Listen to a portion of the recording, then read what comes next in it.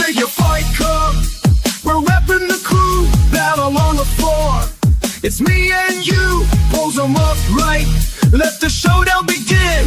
In this action figure world, we're destined to win. Got my action force, they ready to strike. Transformers roll out, they're ready for the hype. Marvel and DC, heroes in the ring. With every epic clash, hear the crowd sing.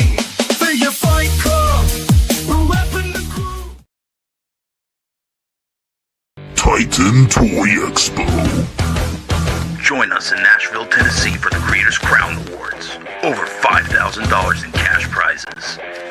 Different categories for submission including Best Diorama,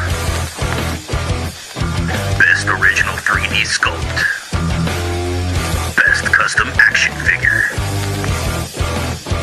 and Best Action Figure Photography. Bring your submissions to this year's Titan Toy Expo, October 25th and 26th. Learn more about the event at CreatorsCrownAwards.com.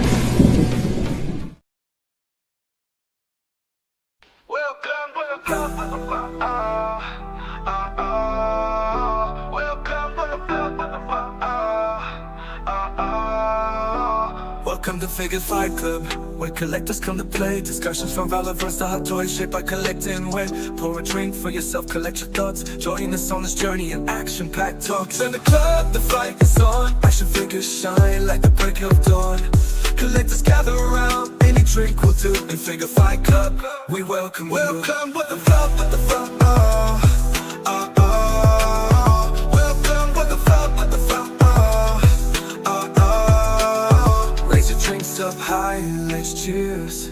You're among collectors and like-minded peers. From stores to conventions, we take you backstage, exploring figures from modern day to the Stone Age. In the club, the fight is on. Action figures shine like the break of dawn. Collectors gather around, any drink will do. In Figure Fight Club, we welcome you. Welcome with the front, with the front,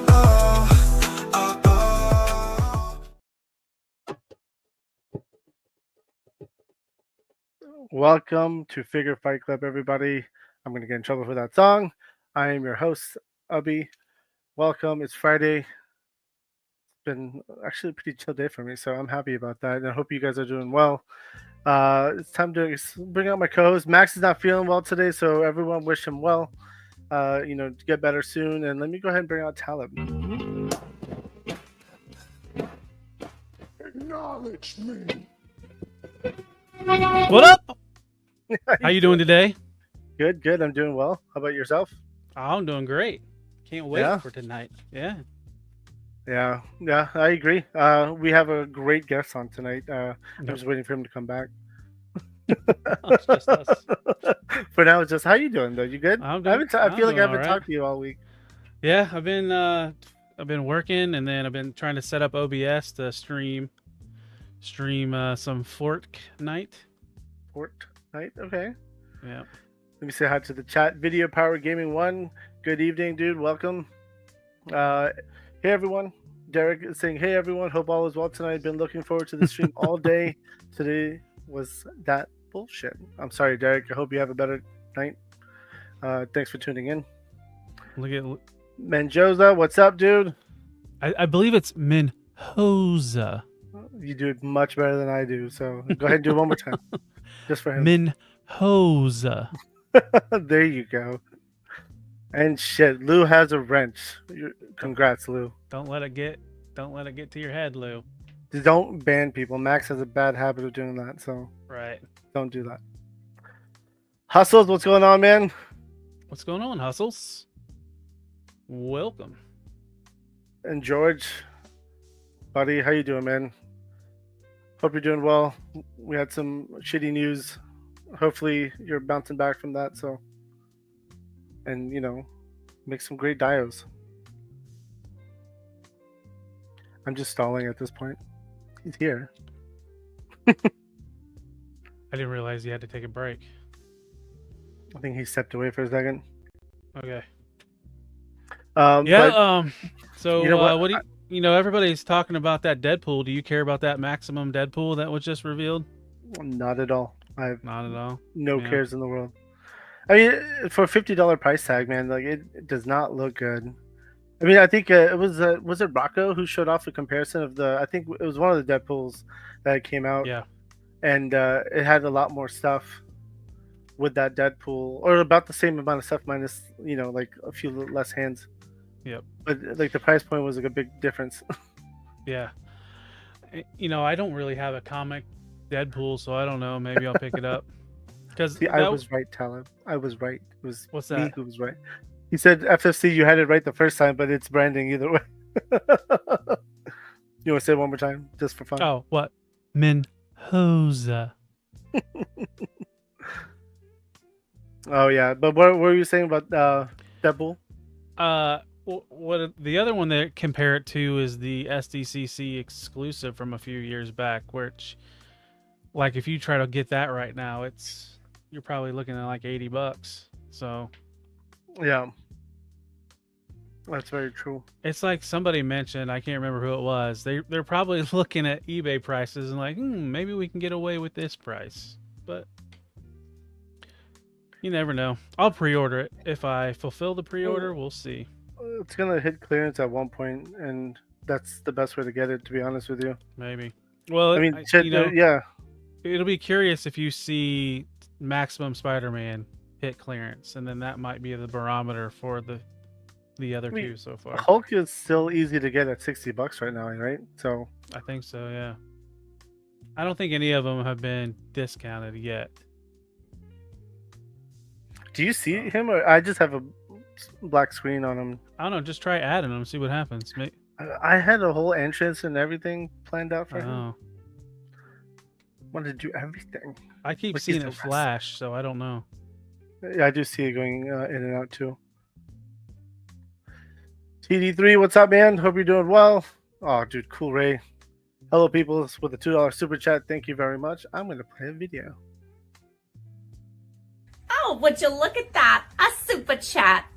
But let's keep it going. I like the energy. Let's keep it up. Cool, Ray. Thank you very much, man, for the super chat. Let me see. Yeah, like Dan Sense, what's up, dude? what's going on, Dead Sense? What are you saying? I was gonna say, like Derek Drazal was saying, Spider-Man and Hulk are still easy to get. So Yeah, I mean, Spider-Man at first, like the first one was pretty hard at a point, but now it's like you can find it everywhere, I'm sure. yep. I haven't got it. I still want to get that Spider-Man. So Yeah. It's one okay. day. It's not that great, to be honest with you. Well, I'm still I waiting for had that it again. that Shilly review, but I guess Shilly got rid of it before he did the review. He definitely got rid of it already. I saw him sell it. It was funny. But while we wait for Bill to show up, do you have any pickups? You said you didn't. You did. No, You everything that I got this week I showed Tuesday night. My Cobra Portalette, and then my fancy new mic and boom. Okay. All right, but then I'll go through my pickups. I got the 2-pack Ultimate Warrior and Papa Shango. Oh, nice. I didn't really need another warrior, to be honest with you, but I really wanted this Papa Shango. Yeah, soft goods. Is it wired or just soft goods? It's just soft goods. It's not wired. It has a Velcro in the front. The Papa Shango came with 3 heads though, so that was pretty dope.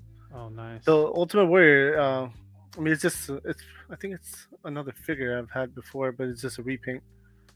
But I mean, it'll look good. I have a giant warrior shelf, so it'll look good on that. That's for sure.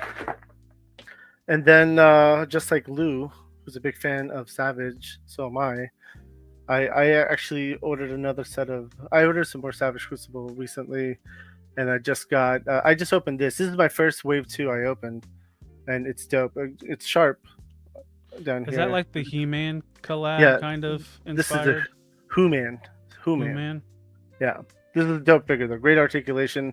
I'm actually pretty impressed how they have the humans right now. So I want to open another one soon. And then I got another, I want to say Jaeger, but people are going to correct me if they want to correct me. It looks nothing like Jägermeister. But yeah, no, this is like the wolf dude. He's cool. It's okay. a cool figure.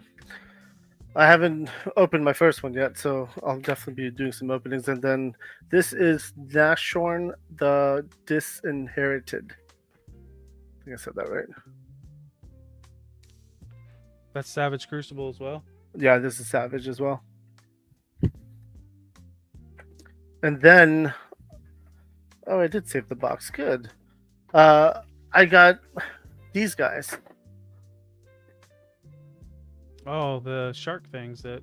Yeah, the 5K. This is what Gypsy. I actually was playing around with this one. This is actually pretty fun. It's big. Articulation isn't that great, but it's gigantic. Does his mouth articulate? Because it looks Yeah. like it has seams. Yeah, it goes up, Okay.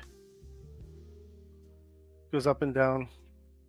It's cool though. I mean, it's hard to move. You got to be a little careful. Probably heat it up. It's probably best bet, to be honest with you.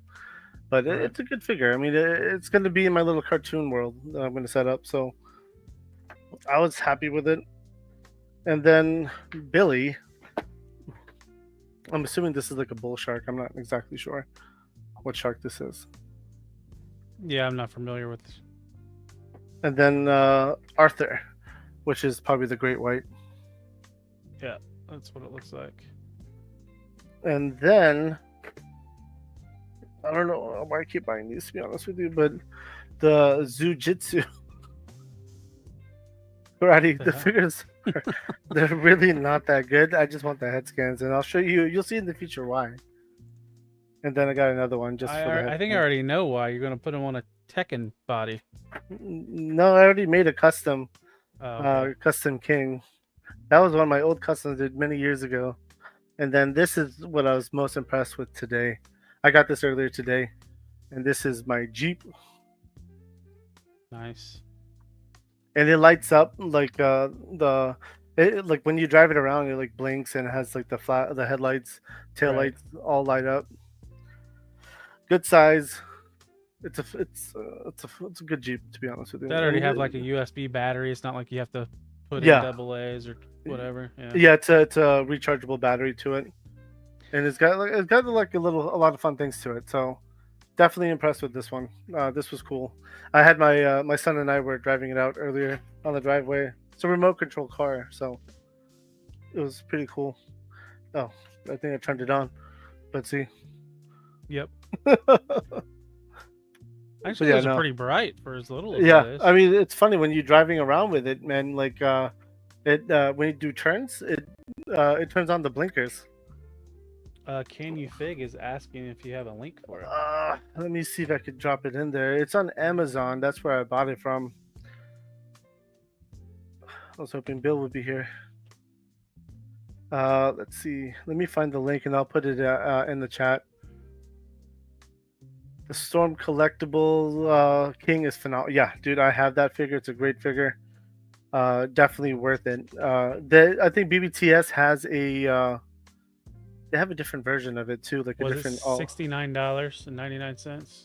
Yes, that's exactly it. I found it. You found it? Okay. Yup. We'll be dropping a link to that shortly. Human is a play on human, like said Lizard Man or something. Got you. Amazon hasn't filled it. I mean, Amazon fills me a lot, but I also order most of my stuff through Amazon. That's generally where I order from. Funny, I just tried copying the address and the link was too big. It didn't work for you? No, Let me I see. had to click the share button to give me a better link. It was like 700 characters. I was hoping I could add him to the screen, but I think he's still out right now.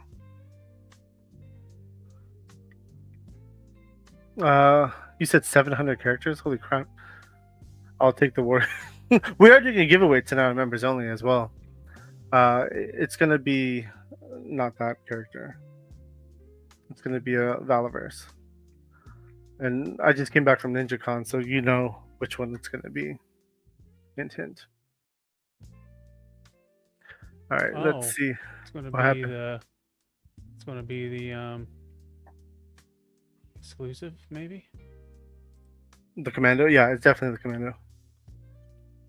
And you didn't get any. You didn't get any. There's a link for chases, that. right? Jeep. I got one chase. You did? Nice. Yeah. That's mine, though. I'm keeping it. Oh yeah. Oh, that's right. You opened that one up on stream. Yeah.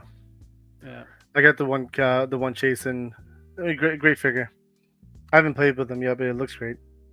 But if it's going to be typical Valaverse, but then I think this is supposed to be different with the arms pop out for easy customizing. So I want to play with that to see how it looks.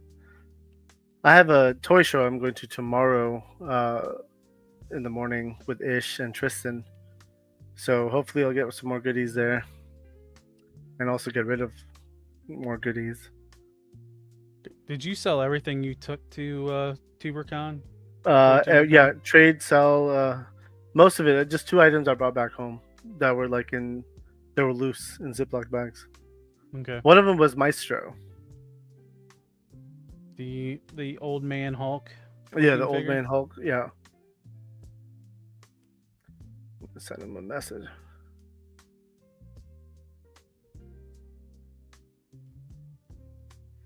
I wonder if you just put him on the stream, if you would. I did. populate- I didn't see him. Oh, okay.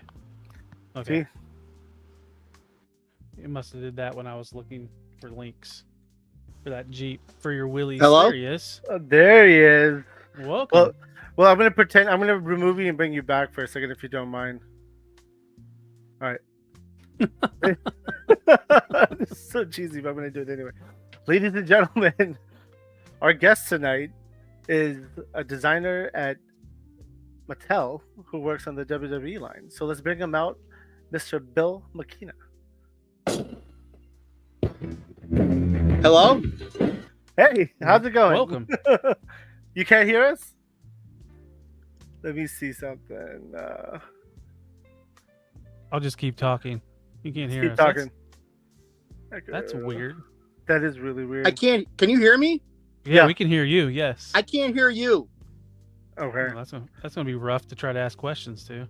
I'm gonna text you. Well, while we're doing that, I've been messing with my Kit Bash IG back. Oh. Yeah, I Popped just out. told him to log out and log back in. Oh, okay. That might be the best bet. What are you doing? Yeah. What do you? Oh, I was just messing with some, classified stuff that you Your don't kid mess bash. with anymore. Yeah. You sounded a little hateful there. I did. Yeah, those classifieds you don't really Yeah, mess with anymore. That that Jeep would go classified. about your class. It's your classified all of a sudden. Well, this one's in my hand, so yeah, it's my classified. Yeah, that Jeep would go good with the older stuff. Okay, now I Let's can see. hear you. Perfect. Awesome. Okay, I was There we watching go. 15 minutes of you showing twice with no audio. It was I was like, where is he? Where'd he go? Hustles, okay. what classified figure did you try? I haven't tried any classified figures. I put a Jada Toys in there. Abby got rid of all his classified. I have a handful. Couple. But Bill, I'm going to put you in the hot seat. You said you had some things to show off. Pickups. Oh, me? Yeah. Yeah, I was recently in I was in Mexico City last week watching wrestling. I went to 2 shows, one on Friday, one on Saturday.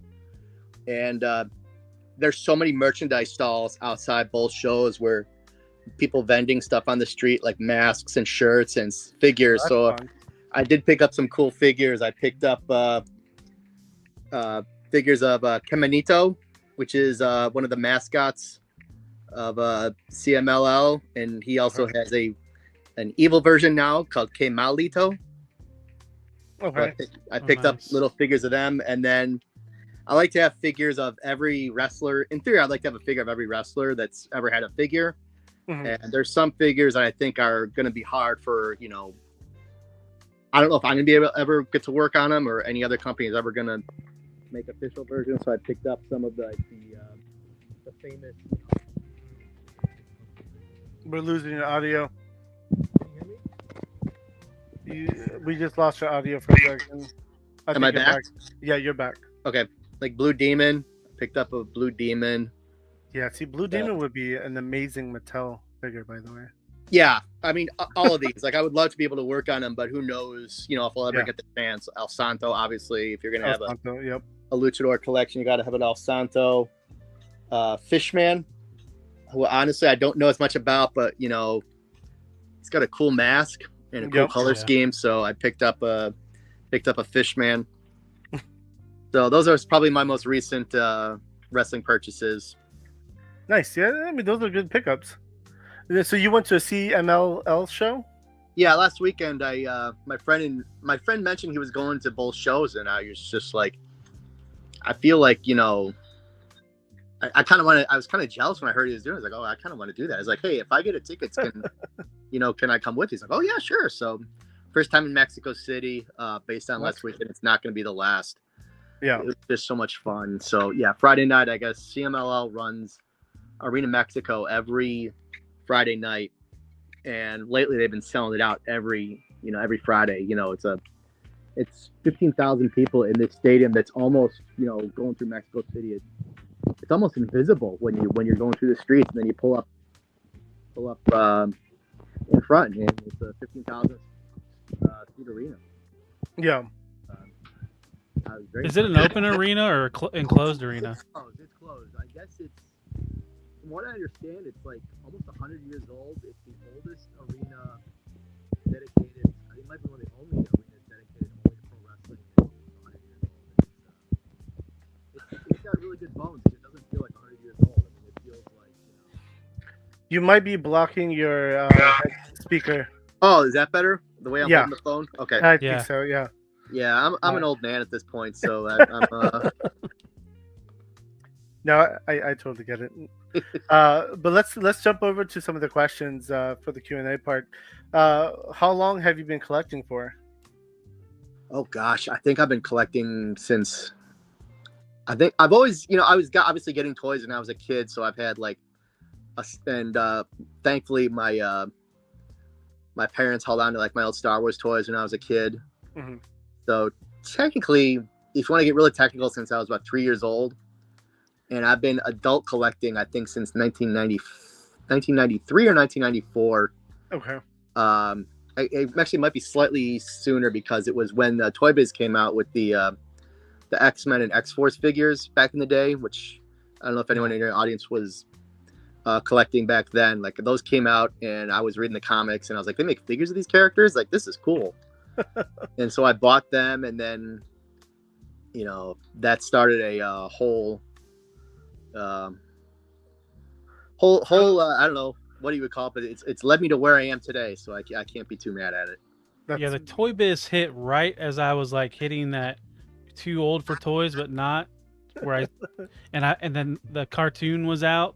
So Yeah. like you wanted all those characters. So For me, it hit like right when like the adult, like I was maybe like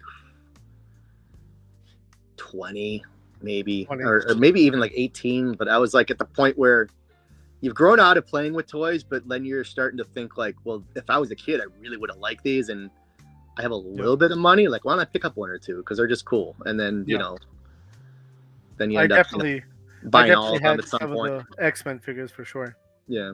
Around that year for sure. And one year there was like a blowout sale at Toys R Us by my house. So it was like you get 2 for $5, and they literally had every character. So like I left with like 2 big bags full of like basically every character I didn't have from the X-Men and X-Force line that year. And I think that was what started the whole thing. Because like, well, now I have a lot of them. Yeah. You know, I don't remember going to Toys R Us as a kid. I used to go to KB Toys. That's where my parents would always take me. In the mall. I was lucky. I had access to both, and now kids growing up, I have access to none of them, which is kind of. I know, that's horrible, but it's also a very big difference. Like both of my kids have an iPad. One is 5, and the other one is 9. So yeah, they just need the Amazon app, and they can buy their toys. I know that's what I'm saying. Like, it's a very different world, though. It's very different, yeah. Like I mean, even the grocery store. Like my wife doesn't go grocery shopping; it comes to our front door every single time. I remember on Thanksgiving when we get the newspaper, and then you'd get that Toys R Us, the big toy book out of it. Exactly.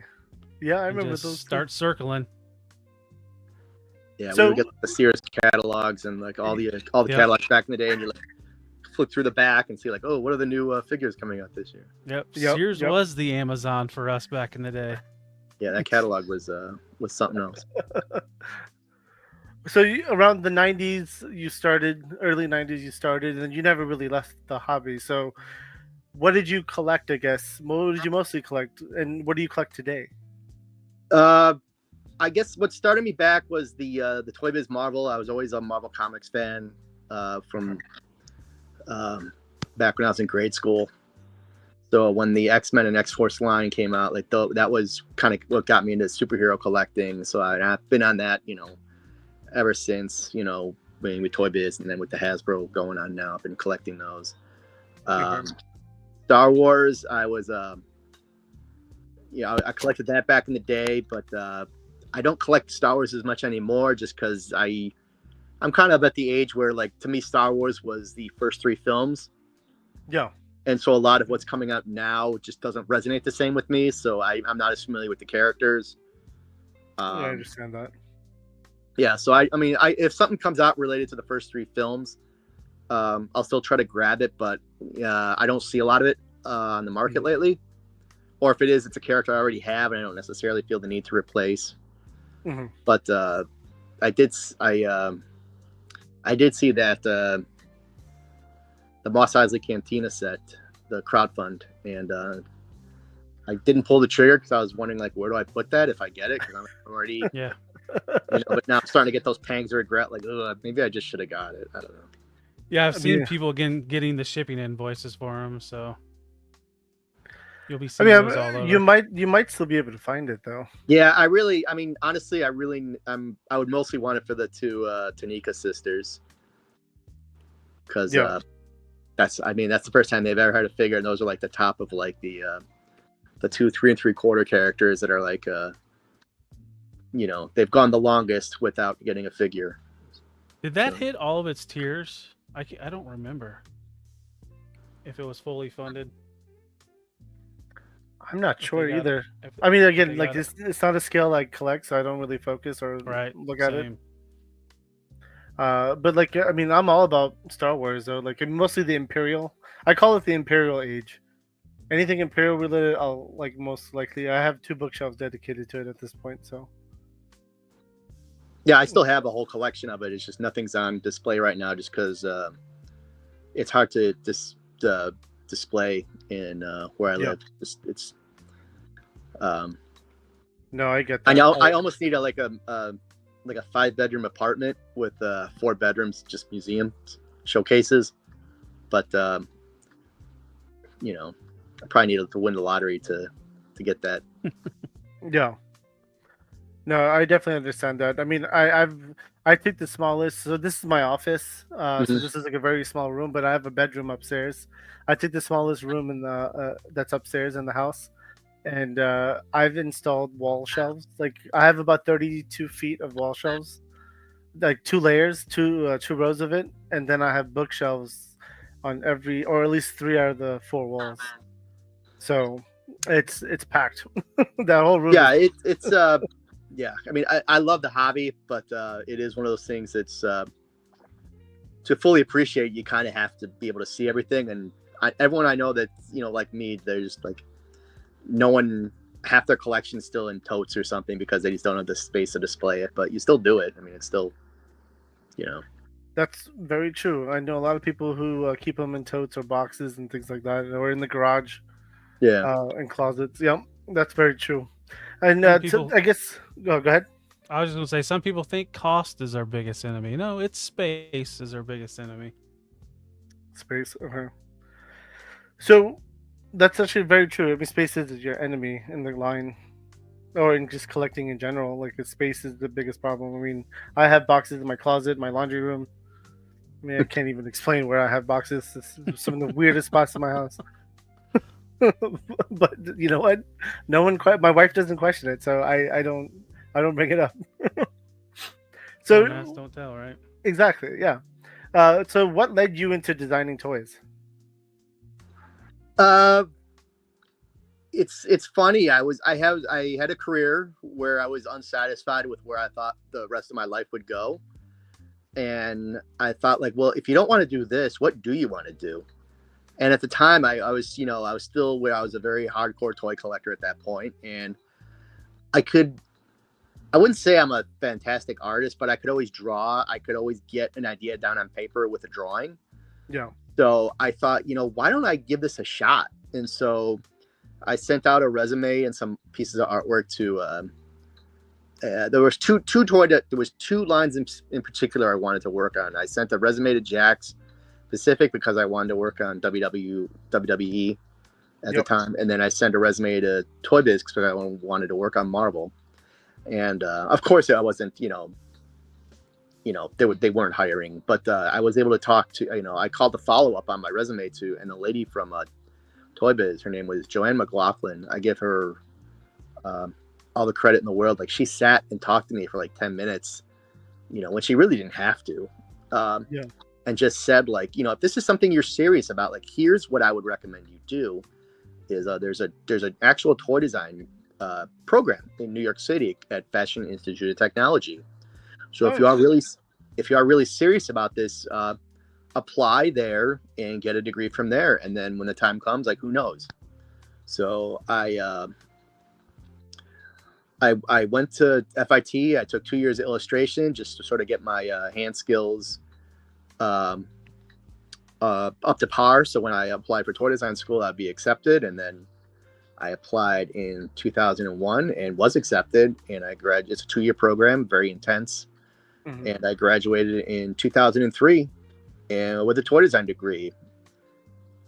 So yeah, and then coming out of school, the challenge was it was, it's kind of on the heels of 9/11. Which honestly, was in New York at the time when I was there. So that was interesting. And the market for toy design students, it really wasn't that great. So I didn't get a job coming out of school right away. So I was a little worried at that point. It's like, I just invested my future in getting a toy design degree. And now if no one's hiring, like, it's a very specialized degree. Like, what do I do? Yeah. But, I had some, I found some work with some toy licensing and design firms in Chicago, which is where I lived. So I got some experience. And then I'm kind of telling my life story, but it's. I mean, that's perfectly fine. It's about you. So. In 2008, my friend worked. He worked at Topps, and they had a booth at San Diego Comic-Con that year. Okay. And he said, like, if you can get a flight and tickets to the show, like, admission passes, like, you can just stay in my hotel room while I'm here. And I'll, because I always wanted to go to San Diego Comic-Con, just, curiosity, because obviously, it dovetailed. And I think, so I did that. And then when I got there, Keith Giffen was signing in the Mattel booth. Mattel had an exclusive Lobo figure that year. And Keith Giffen is probably in my top 3 favorite comic book writers.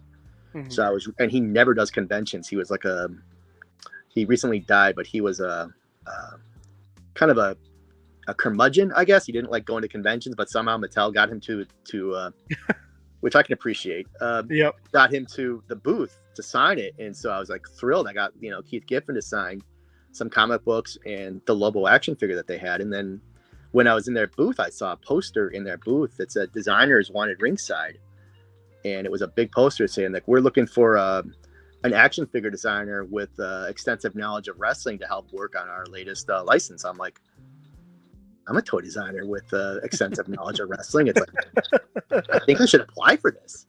Like, I think I can get this. So I was like madly running around the booth, like asking, like, who do I talk to about this? Who do I talk to about this? I think I might be your guy. Like, I think I can do this. And so thankfully I found someone who told me who to contact. And then I think like 2 weeks later, I set up an interview, and then 2 weeks later I had the interview. And then 2 weeks later I was offered a position at Mattel to help launch the WWE line. That's awesome. Wow.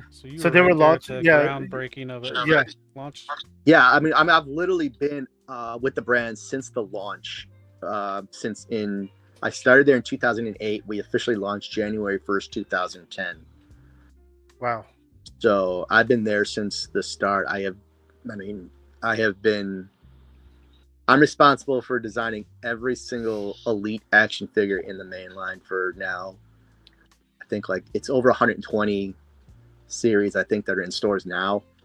Yep. You know, of course, there's some of them working on now also, you know, that I can't talk about yet. But yeah, I mean, I don't know. I think that might be a world record, because I don't know anyone who's worked responsible for almost single-handedly 120 action figure series in a row.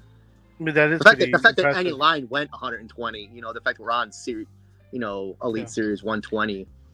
Well, just think about WWE in general. I mean, it's been the longest, like Raw's been the longest running episodic program in TV history, I think. Yep. If it's not, it's damn near up there. I think Yeah. it is, actually. Yeah, I'm not sure. Just in terms of like something like a primetime program, just the amount of shows that they produced, because they're running every week. There's no off week. Yep. They have to produce programming every week. So I can't even imagine. No shortage of characters or designs of characters. I mean, yeah, there's always changing, evolving. You know. Yep. So you got hired in 2008, and the first figure came out in 2010. I guess, what was your process? I guess when you first started, did you how was it like? Did you guys decide this is the first wave we're gonna do, or is it series one? This is gonna be these guys, or was it like a big team meeting, or did you get to choose? Yeah, I helped pick out some of the lineups. Like, I think the first year we sort of mapped out the year just to make sure, because at that point we hadn't done anyone, so we were trying to figure out, like, okay, we have this huge roster to make. How do we make sure that everyone's represented? We get to all the important people in the first year. So we did some long-term planning and thought, here's this wave, and here's this wave, and here's this wave. As it's evolved, now it's a little more we don't pick as far in advance, because we try to keep up to date, because we've done, chances are we've done we already done a figure of someone that's on television at this point. Mm-hmm. Whereas before we were starting from scratch just to make sure that we get everyone, represented in the lineup the first year. That's very true. And I'm sure WWE has a lot to say as well, and who they want you to make too, right? I would imagine. Yeah, they definitely have approval of the process. I know we usually submit a talent lineup, and then, they either approve it or they don't approve it. And then if they don't approve it, they usually provide a reason why. Yeah. And you just, you change it. And then, and then sometimes you run into issues where, you have to change the lineup on the fly, or something happens, or, sometimes when there's releases, a character that you might have scheduled, by the time it comes out, that person won't be under a WWE contract. So there's issues like that where it has to that's very true. Adjust on the fly as well. So out of all, I mean, again, you were talking about 120 series, 120 plus, because I think you're above 120 right now. What would you rank as your top 5 figures that you've designed? That might be a hard question to answer. Top 5, babies, right? It's like trying to choose between his children. It's tough, but I have a few that are especially memorable. My favorite figure that I ever worked on was the first Defining Moments Randy Savage, just because it was a Randy Savage figure because there was a period where he was just not represented in WWE at all. And so the fact that he was going to be in our lineup, and then I got to work on the figure. And then I don't know if you were around collecting back then, but when we announced that we were doing the figure at the 2010 San Diego Comic-Con, there was an announcement video with him in it where he was, announcing that his figure was coming out, and it was him, talking about the figure. And I actually got to flew down to Florida and tape that in his house. And, I hung out with the Macho Man at his house. Yeah, it's crazy. I bet you turned into a child instantly. Oh my God. It was just like, how does life happen where this is happening where I'm in, you know, I'm in Macho Man's house and he's cutting a promo on how great the figure that I designed is. Yeah. Like that's crazy. I 100% Like, it just doesn't agree. happen. I mean, just the stories there. I mean, you're at his house, and the fact that you got to meet the Macho Man. That's alone amazing. Yeah, Yeah. I mean, it's truly, I'm truly blessed that like all these characters that I grew up watching as a kid, like I've had interactions with a lot of them, and they've said to me like how much they like the figures, how much they mean to them.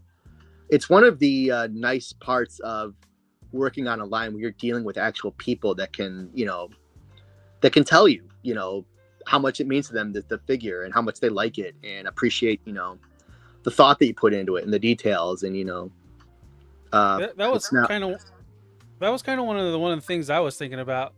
What are kind of the challenges and perks to designing a figure based off someone in real life that you could have that interaction with or tweak?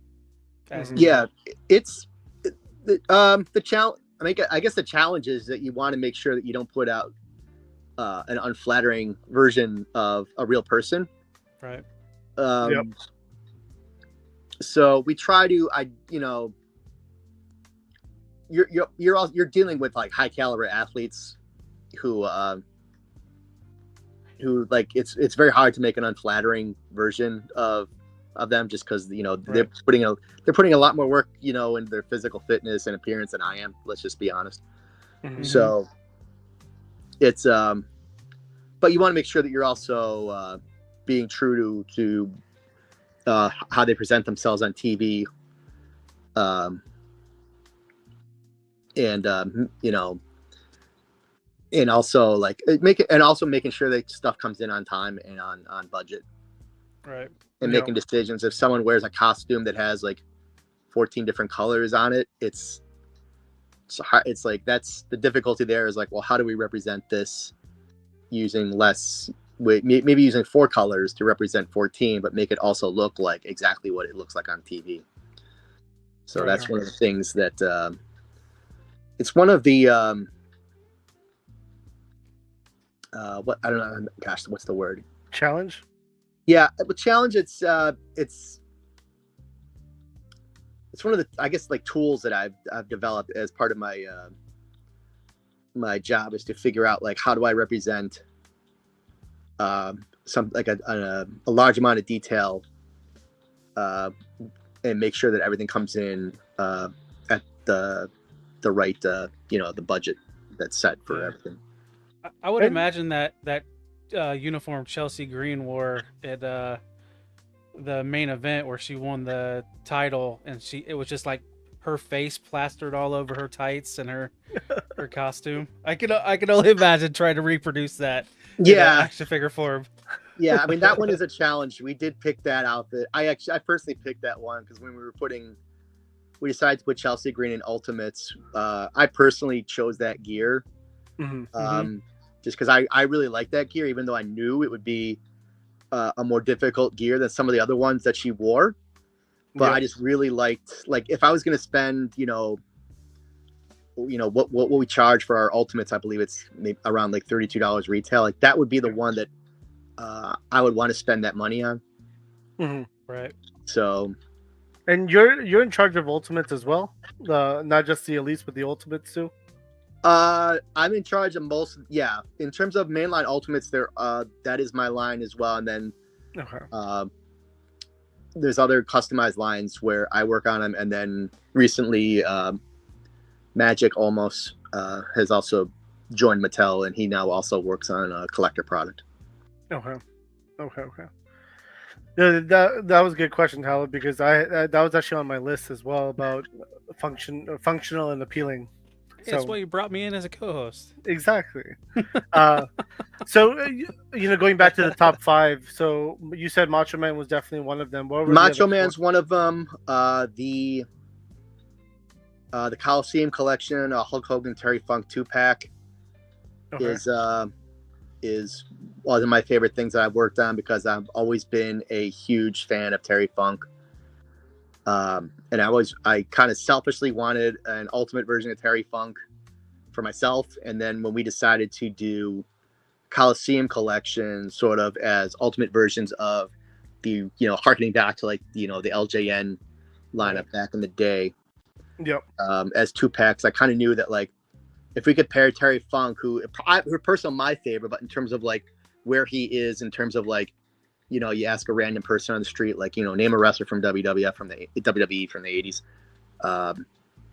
80s. He's probably not going to be in the top 10, but if you pair him with Hulk Hogan, now suddenly that makes a lot of sense. Right. Yep.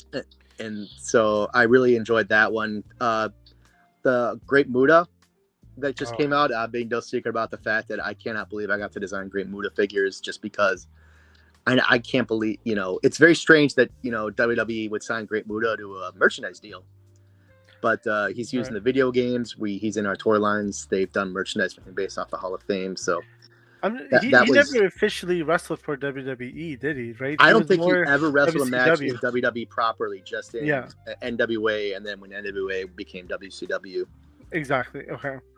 Yeah. So I mean, I'm glad you guys made Muta. I have all the Mutas. So that's definitely one of my tops, and I'm really hoping you guys will make a Juice and Thunder Liger one day. Crossing my I wouldn't mind. I need it.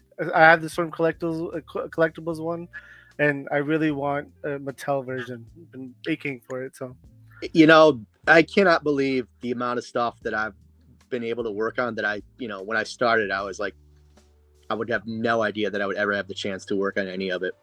So, as far as I know, like nothing is off the table, in theory.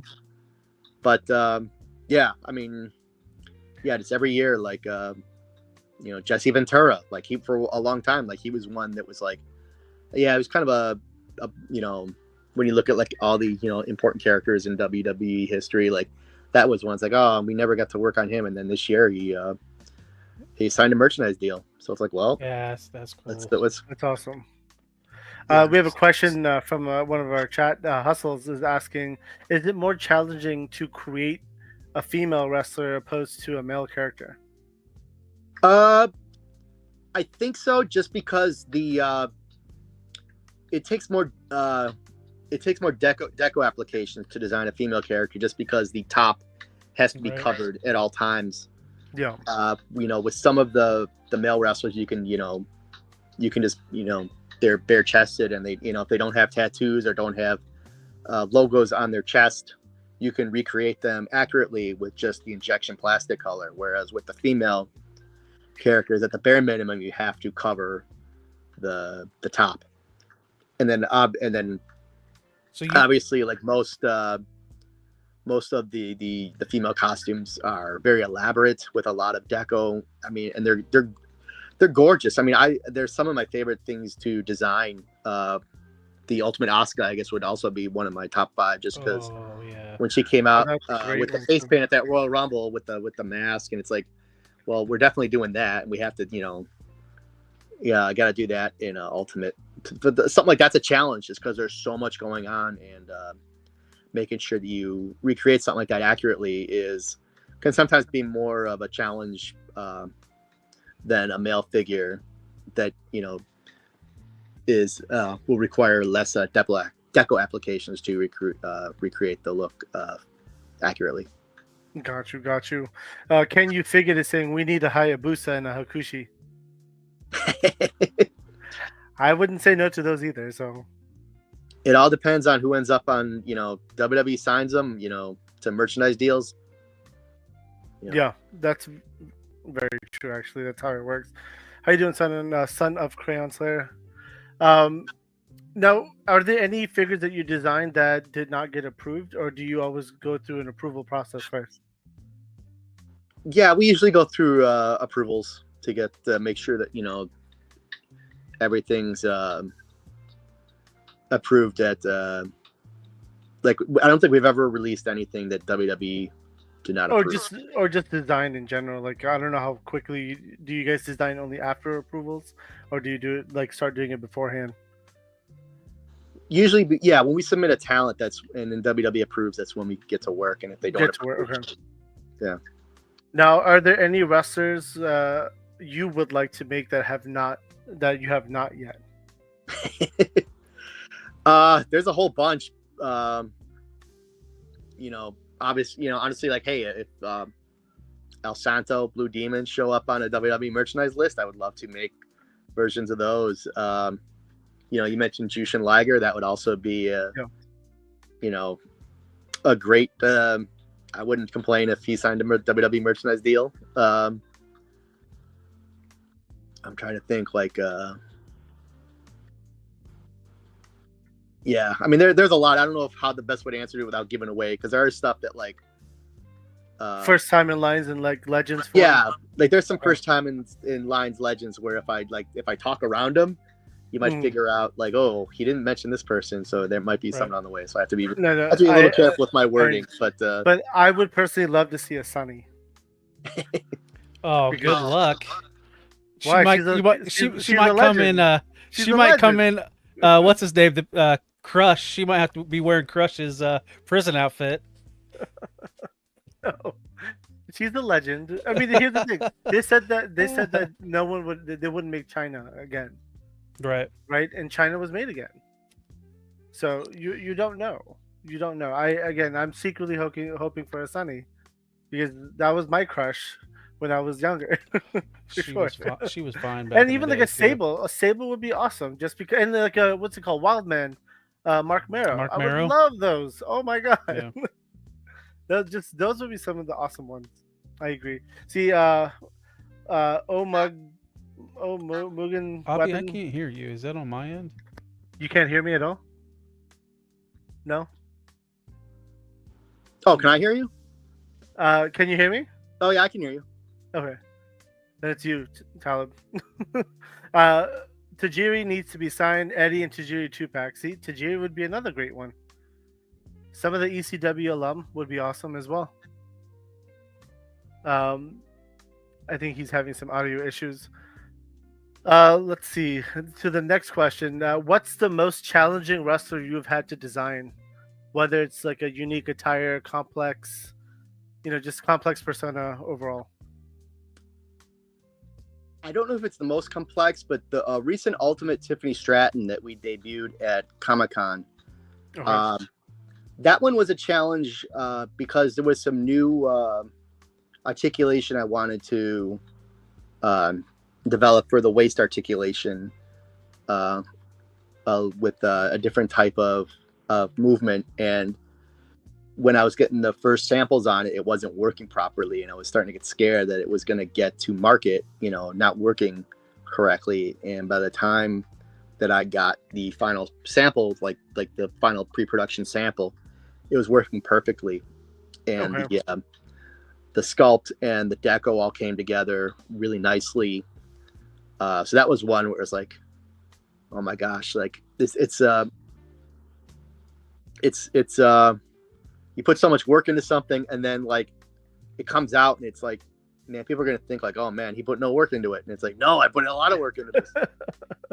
But so it's been different. So the challenging was due to the waist articulation. Yeah, and also it was complex. The outfit was complex with the the way the top was styled with the, I don't know, like the leaf designs coming off the top, and all the sequins and the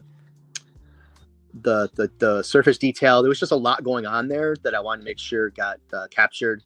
And then plus getting the metallic sheen of the outfit, making sure that the final figure looked shiny and was not like a matte finish. And then, of course, making sure the articulation worked correctly with the new style of the hip and the abdominal articulation. And and just, making sure that when you get the aesthetics on models, making sure that, everything is the correct proportions. So that one was one where there was a lot going on there that had to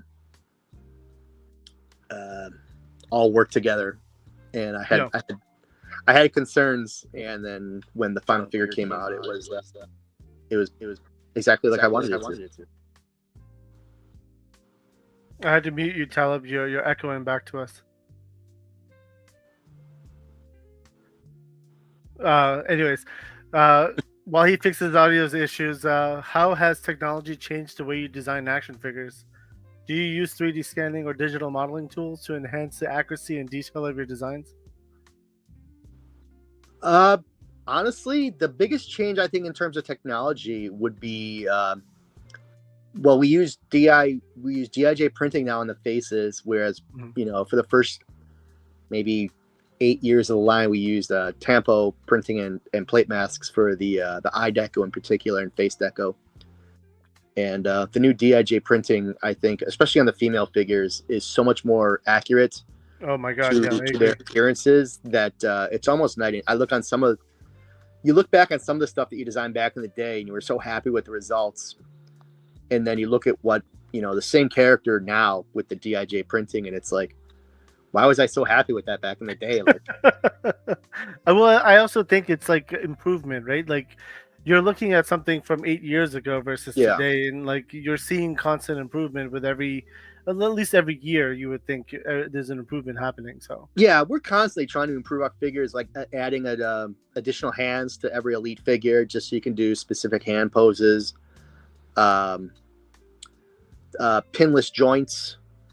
We're putting toe articulation on ultimate figures, and then if we can use that same tool in elites for the same cost, we can sneak some free additional articulation in.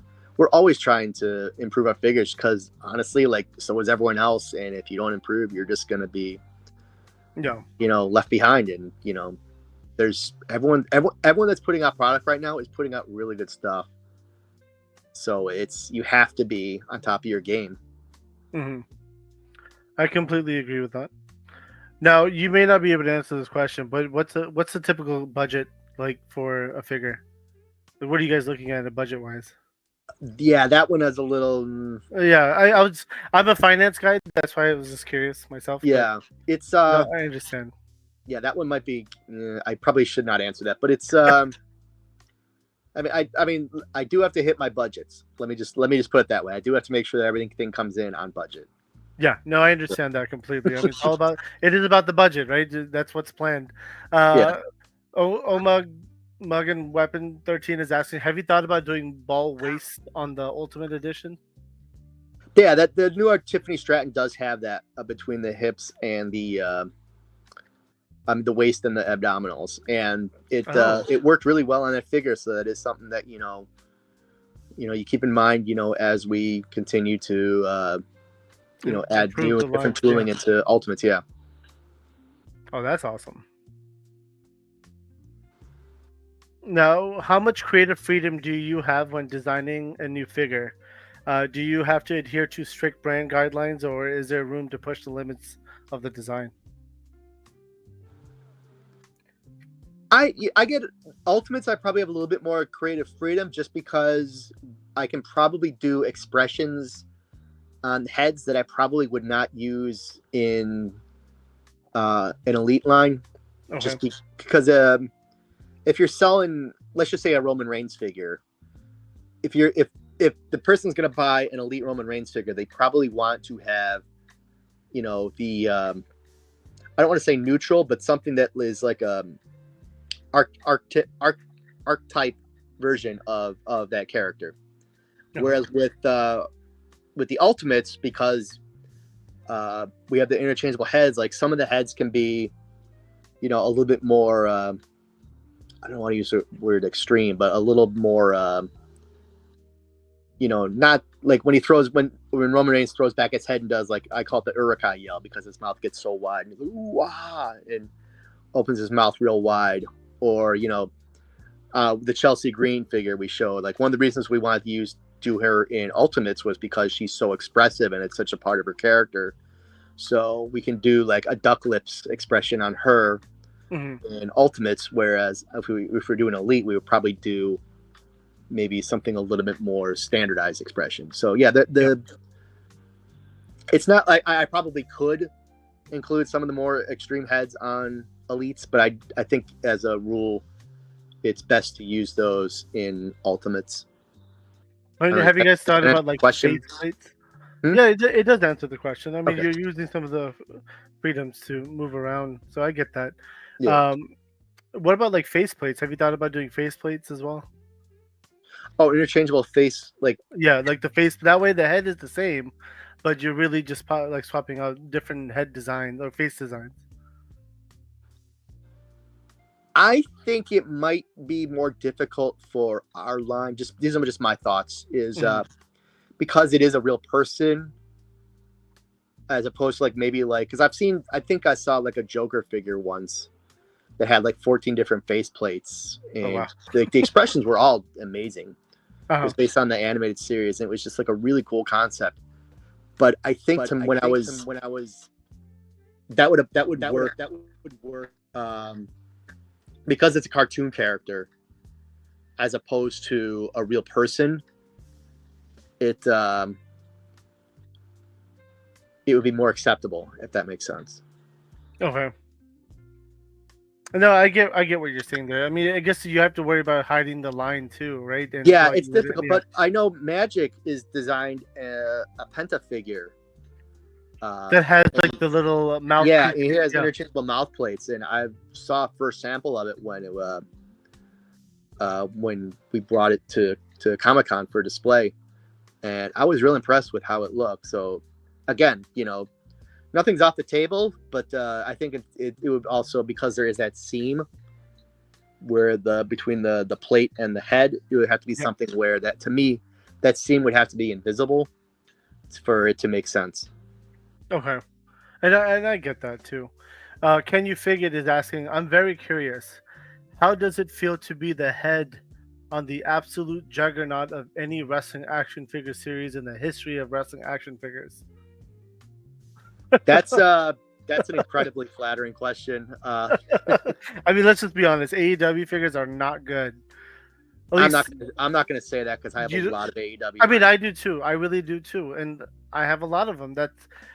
Just the feel of them is very different than a Mattel. I collect all wrestling action figures, and I get that. I collect a lot too. But again, I agree with him. You guys are the juggernauts. Mattel is a juggernaut. I'm very lucky. I'm one of the few people that gets to design their own collection. That's pretty awesome. And yeah, it is.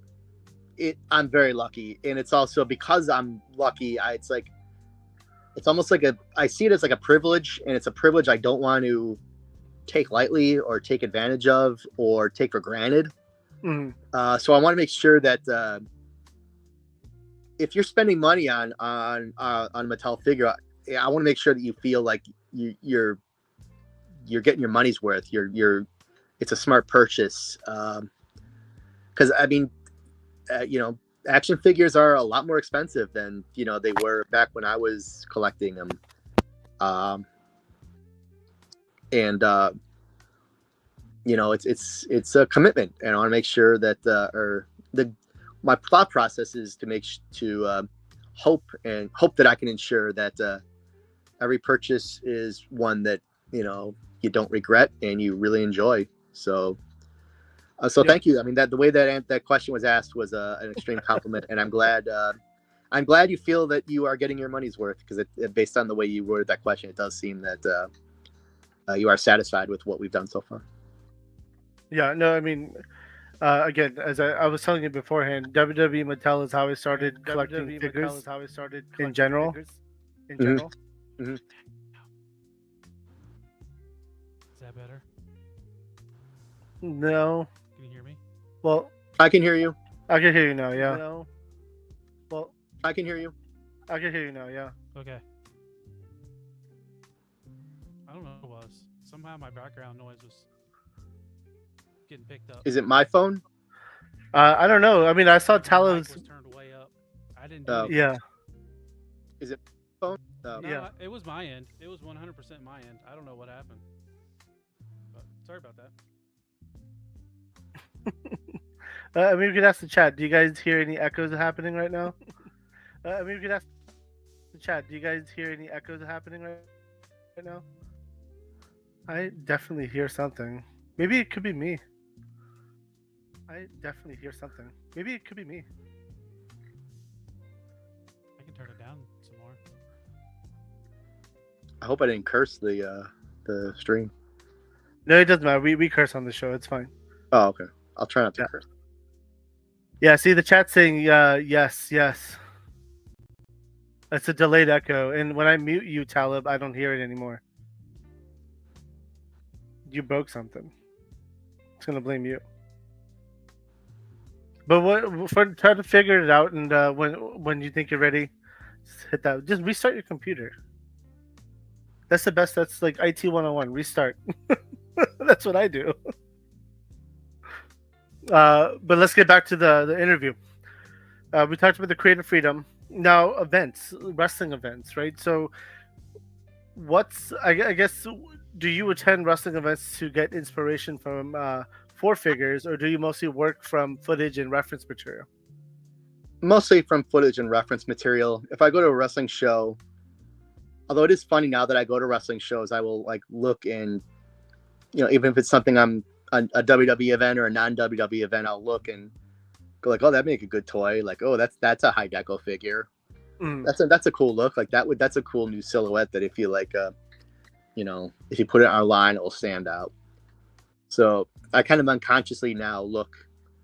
It has changed a little bit the way I watch wrestling, because then now it's like I'm looking at it as, because I'm just a fan, but now I'm looking at it like, okay, if this was a product, how would I execute this? It's like, oh, that, wow, that guy or that girl has unique body parts. Like that'd be new tooling. I could do that with just a head. It is kind of strange how it affects how you watch live wrestling. Oh, I bet. I'm sure. Like you're already thinking. Like, I mean, I guess you're in your line of work. You're probably thinking a year and a half, 2 years out. Yeah, we generally we try to be as timely as possible, but just with the way things work, like, if you see something on TV, it's going to be at least a year before it's probably on shelf. So a lot of what we do is trying to make educated guesses about, like, if something's hot now, is it going to be either as hot or hotter a year from now when that product is on the shelf? And so that's a little bit of a challenge, because sometimes, someone could be hot now and then like a year from now they're not, and then it's like, well then, or they explode in popularity and then we haven't scheduled enough of that character. So yeah, that's very true. I guess, what's the level of detail you try to achieve when it comes to facial likeness and attire accuracy? Can you walk I me through I try to be as accurate as possible. Try to get every detail on the figure. Sometimes, obviously, like third-party logos or third-party logos and tattoos are CM Punk can't be reproduced. Yeah, like something like CM Punk, or like if there's like a shoe brand on the shoe or on the kick pad or the elbow pad, obviously that's not going to be represented. That's because that's third party. That can't be represented. But I try to reproduce as much as possible. And then if there is situations where, if someone's wearing like a 2000 color coat, obviously that's going to be prohibitively expensive to produce every single color. My job is to represent that using the correct amount of SKUs. It's correct amount of colors. That'll also make sure that we hit our budget targets. Okay. And how involved are the wrestlers themselves in the design process? Have any wrestlers been particularly hands-on in shaping their action figures? No, but I would say like some of them are indirectly hands-on, because they'll debut a look where that like the minute they come out in that attire, like people are going to be like, well, that's going to make a great action figure. And then you get the comments on Instagram like, hey, Bill Miekina, hope you noticed. I'm like, I don't notice. No, I get that. It's actually funny because I think I was where you recently showed off the Street Fighter collaboration with WWE Mattel, and immediately my thought went to Zelina Vega, who who came out as like Juri and a lot of these other characters from uh, different whether it's video games or like anime stuff. And I was just like, oh man, that would be really dope to do. And then Mattel getting a DC license, right? So are we going to see some crossover there as well? Who knows? You can't answer, but I would love to see that, right? I mean, you got Rhea Ripley, who's came out with was it the Batman Who Laughs?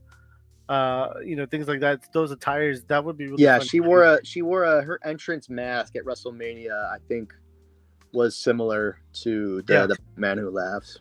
Yeah. So I think that would be really cool to see. And you got Rey Mysterio's Batman, Joker, Pentagon, Joker outfit. Again, all those would be fun to see. Yeah, we've done similar stuff in the past where like a lot of recent gear, wrestlers are wearing a lot of gear that's inspired by superhero costumes, where if it's a direct, like, note for note copy, obviously we're not going to be able to do it. But if it's like a color scheme that's similar or inspired by a superhero, just as long as we're not reproducing copyrighted third party elements. Of course. Yeah. No, I understand that completely.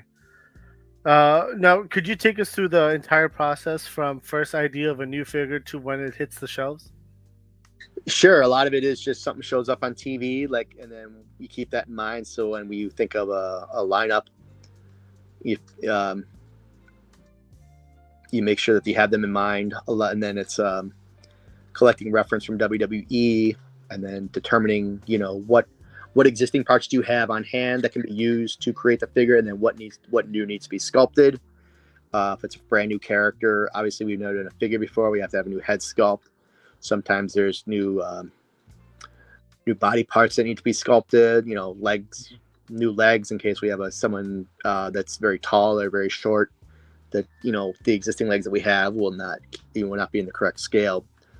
A different boot design, just picking out, like, here's what we have on hand that we can use, and then here's what we need to create. And then picking out, based off of the reference, picking out the deco, working with the sculptors and the artists that create those. And then when I get all those back in, a lot of my job is fine tuning them to make sure that third party logos are not there. Making sure that fine tuning decos to make sure that we can afford to do it if it's something very elaborate. So when you look at it, it looks exactly like, what you see on TV, even if it doesn't necessarily reproduce like all 30 colors in the logo represented. So. Okay. And I was gonna say, so you were talking about decos, and I mean, even with I guess when the figure gets made, it's being shipped back to the U.S. I guess, does it go to like a manufacturing place in the U.S. and then get divvied up, or how does all that work? Yeah, I mean, I think like for like most toy distribution is you'll get the most of it comes from overseas and then goes to a distribution center. Okay. Depending on which retailer placed the orders. That's a section I'm not as familiar with, but so I don't know. No, I understand. Okay. Yeah. I don't know exactly the ins and outs of it, but I know that stuff usually goes to a distribution center first and then out to the retailers. Yeah. Muggin Weapon 13 is asking, will there be new arm size for the less muscle tone wrestlers? For example, Ultimate Edition Mankind having Cena arms instead of less muscle tone arms? It's always a possibility. We're always looking to upgrade our figures every time we do a character that we've done, multiple times before. We look at like ways to improve them in case you have previous versions of them and want a better version. Like, what can we do better the next time we do them? So that is something that we're always looking to implement across the lines. Like, I can't obviously give particular cases coming up where that will be the case, but just let it, we are always trying to, again, stay ahead of the competition, because everyone's making really good figures, and if you're resting on your laurels, you will be passed up. Yep, that's very true. Can you Figure is saying, as a fan that attended the first ever Survivor Series War Games, thank you for the bloodline. The bloodline was there was a lot of fun looks on the bloodline. Yes, and those figures also sold very well. So I had no problem working on the bloodline. I have a few sets of the Usos of the Ultimate Edition 2-packs. Omega Weapon 13 is also saying Seth Rollins in a non-Thanos gear Ultimate Edition. That sounds fun too, actually. Is that a suggestion? I'm assuming it is, yes. Okay. And then East Coast Cody was saying that they did Ray as Batman as a basic many years ago. They never made a Heath Ledger Joker Ray Mysterio though, which is true. I remember that I used to own that Batman. But again, like with essentially cross pollinating, right? Since DC got picked up by Mattel, you never know what can happen in the future. Right now, you're collabing with Street Fighter, so we're seeing a lot of that stuff. SCCC, you had some of those out. Yeah, we've done collaborations with Street Fighter, with Ninja Turtles, with Ghostbusters. Yeah. I mean, we've done collaborations where, like, I never would have guessed that we would have worked on that. I mean, the fact that we're doing, we're doing LJN figures. We're like actually, and they're called LJN Regulars Wrestling Superstars. Like that's kind of crazy that that's actually happening. I agree completely. And my wife is saying, "Hey, happy Friday." Oh, thank you. I always love it when she jumps in to say hi. So another question: wrestling figures often come with various accessories like belts, chairs, microphones. How do you decide what extras to include? And are there any you'd like to see more in the future, like something different? One of my design philosophies on wrestling is, like, I like each figure I work on to have like its own unique silhouette. Mm-hmm. Which is kind of difficult sometimes when you're working with someone who kind of has overall look that's not changing. So if someone makes like a change, like their entrance gear, like that interests me, because when you have, like, let's just say someone like Undertaker, where he's got a bunch of different, his overall color scheme doesn't change a lot. It's usually black and then maybe purple, like a secondary red color. Yeah. But his silhouette of the figures is constantly changing and evolving due to all like the hats and the robes and the jackets and everything. So if you have a collection of Undertaker, like the different colors on the figures is maybe won't be as interesting as just the various different shapes if you're looking at them on a shelf together. So when someone, like, in terms of entrance gear, like if someone starts to wear, like a hooded jacket when, they haven't worn a hooded jacket for 15 years, that's something that I'm going to be like, oh, next time we do that character, we have to include that, because that's going to change his silhouette when you have, 10 years worth of this character. And then suddenly, now he comes to the ring with a hooded entrance jacket. So that's one of the things that I'm try to have different silhouettes is something that I kind of keep in the back of my mind when I'm picking accessories, like entrance accessories. Oh, wow. And sometimes if it's like a Money in the Bank briefcase or a title belt that they won that's, significant, we try to include that as well.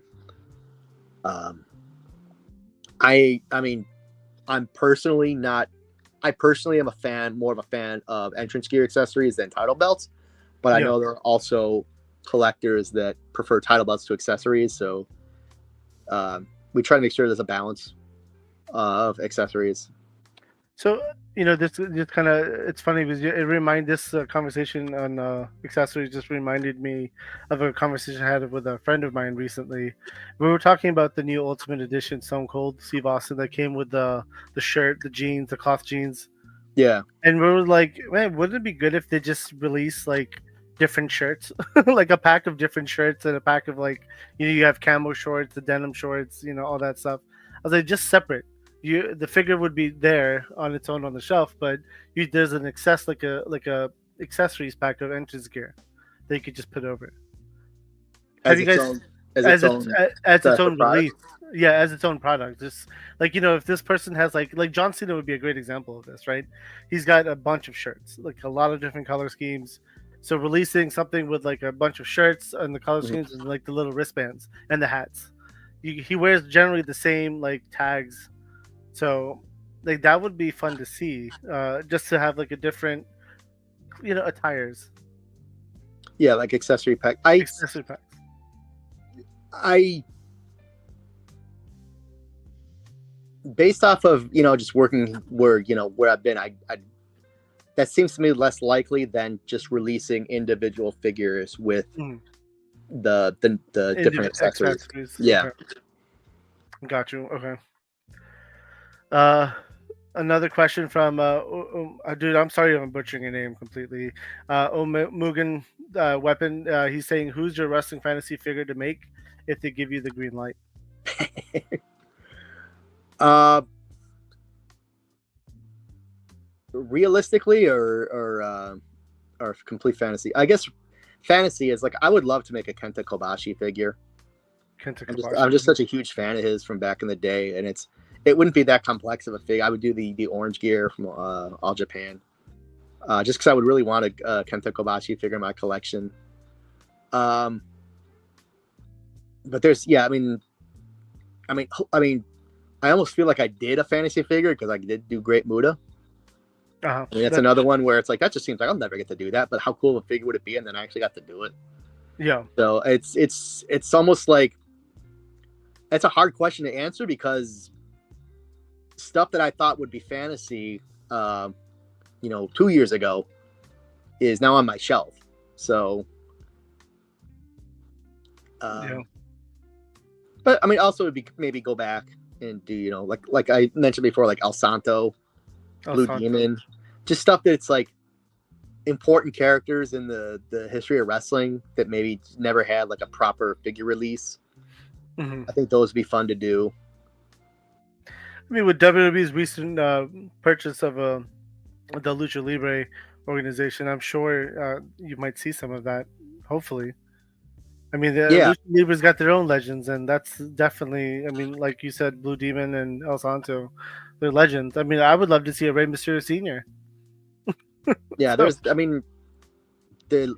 who knows? I mean, I've worked on stuff that I never would have thought I'd be able to work on when I started. So I almost am afraid to answer that question because it's like I say something's fantasy and then like this will come back to haunt me in 4 years when like I've worked on all of them. So, I mean, but that's a good thing if you worked on all of them, right? oh yeah, I mean, I believe me, no complaints. Yeah. Let's see. How has so over the years, obviously, wrestling figures have changed like tremendously. So, in your eyes, how have wrestling action figures evolved over the years? What's been the biggest shift in the design trends, and what do you think the future of wrestling figures looks like?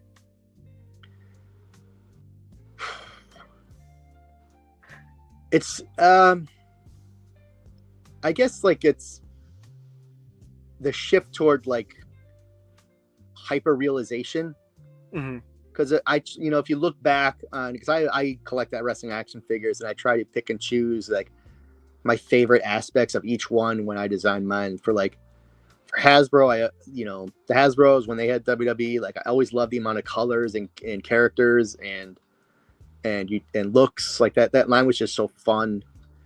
And then the like Jack's Pacific, just the depth of characters, like everyone got a figure no matter where they were on the card. It was like they didn't just skim from the top, like they picked from every level. Like, and that was, as someone who I collect I want to build an army. I want to have a figure of everyone. I don't necessarily need 30 of one character. I know some people do collect that way, but I would prefer to have 30 different characters. Yeah. And No, so I the get fact that they went that deep was that really made an interesting line to collect. Remco AWA line way back in the day, like I think Mhm. they were the first wrestling action figure to really use soft goods a lot on the figures, and they kind of did it out of necessity because I think they only used like 2 bodies. So if you wanted to get something unique, it was the deco and adding soft goods to it. But I mean, going back to unique silhouettes, it's like it's all the same body, but every character has a unique silhouette because of the way they used soft goods on those characters. So, and I think with how we're doing now with like the DIJ printing, just better tooling, you can get more accurate tooling of something like hair. Where in the past, like maybe the ends of hair had to be like blunted or simplified to work as a tool. Like now they have really good tooling where you can get like really fine details on hair, pinless joints, interchangeable hands, interchangeable expressions. Like this is kind of like the era of hyper-realization Mhm. on wrestling action figures. And we're trying to increase the amount of unique torsos that we're including in the line. So someone like Finn Balor, who's got like negative body fat, like we did a new torso for him on Ultimates that's like super skinny and shredded because he's he's not skipping ab day at the gym. Yeah. Okay. Now I know you guys probably do this, but how much does fan feedback influence future designs? Do you keep track of social media reactions and reviews, or do you stick strictly to your own design vision? I don't keep track of it as much, honestly, as maybe I know Steve, Action Figure Attack. He's probably a bit more dialed in to online. Mm. So I'll kind of get feedback secondhand from him, and so but I do hear feedback, and again, it's interesting when you go to shows, like a Comic-Con or a WrestleMania, and getting feedback directly from fans. Yeah. And most of the time it's extremely positive, and then but every once in a while there is constructive criticism, which I do appreciate, because I've been lucky that a lot of times that when there is constructive criticism, it's not it's not done in a way that's maybe like disrespectful. It's just like, hey, have you thought about this, or oh, it's like real. It's like someone will jog your memory about you did a figure from a certain date, but you jog the memory. It's like, oh, he wore different color socks that day, like, and they were showing over the top of the boots. Like, I don't remember that. And then you go back, it's like, oh yeah, they were. Like, hey, let's add that as deco. Yeah. Now, even with the deco and things like that, have you guys thought, like, you guys have been doing more like cloth goods, like kind of draped down? Have you been thinking about doing putting wires to kind of mold them in positions? Like, how people like they put wires in capes and things like that. Yeah, I've seen that. Like, I think superhero figures have a lot Yeah. of wires in the kit. I haven't used one yet. I think primarily because there is an extra added cost to that, and also because a lot of times that wire is to reproduce a look that's not necessarily what you see on TV. Like, a lot of times when I see it, it's used to do like really dramatic poses of like Batman flying through the air or Superman flying, which is not what our characters do act, or the wrestlers do, acrobatic flying moves, but they're most of the times they're not wearing a cape or a soft good that would require a soft goods with the wire. Unless you're Hurricane Helms. Yeah, but even him, I think it was more of an entrance cape than a something. Yeah. So yeah, look, I mean, nothing's dismissed out of hand. Mhm. But when I think of like the advantages of having the wire in I haven't seen a situation, I haven't come across one yet where an accessory would need the wire inside to reproduce what was seen on TV. But it's also something that, like, it's a lever I could pull when I, if something happens where I do see something on TV and go like, oh, we can only reproduce this with a wire in the cape. Yeah. Then we would consider, okay, is it worth this extra additional cost to add this feature to make it a better product, which is always, Can't hear you. Oh, sorry, I put my hand over the. Yep. There was a question from East Coast Cody. He said Mattel owns their own Lego brand with Mega Bricks, etc. Why isn't there a WWE Lego ring with figures? Stack Down was a long time ago. I probably can't give an answer on that one because I don't know. Yeah. Then he said, at this point, the only dream figures I got left would be Hayabusa, Liger, Hakushi, and Giant Gonzalez. Huh. If those are the only ones if those are the only ones I don't get to, and I would do all of them if I could. Yeah. But if those are the only ones that I don't get to, then I've, as much as I would like to do them, I can't be too sad. I've worked on literally just about everyone I've ever wanted to. Yep. And then Umugan Weapon saying, hopefully one day we can get an update. Demon King Finn Balor Ultimate Edition. Yeah, I mean, I would like to get one of those too. Is it working now? I definitely hear myself talking again. Son of a. All right. No, I feel really bad for him too right now. I don't know why it started. It's weird. Maybe put on your headphones. Did it have something to do with my audio issues earlier, or I don't know? No, I think I heard when at the beginning I was hearing myself talk, but I think I don't think you're using the laptop or your phone. Yeah, I'm using my phone. So sometimes there'll be I turned on your noise cancellation in the background in StreamYard, so that I was hoping that would, and which it has fixed it. Yeah, see, Derek's hearing the echo too before when Talib jumped in. Well, we'll figure out what's going on with his stuff. Now, I guess we talked about the crossovers of Street Fighter and some of the other lines like Ghostbusters. Now, now this is an opinionated question, right? In your personal opinion, what crossover would you love to see?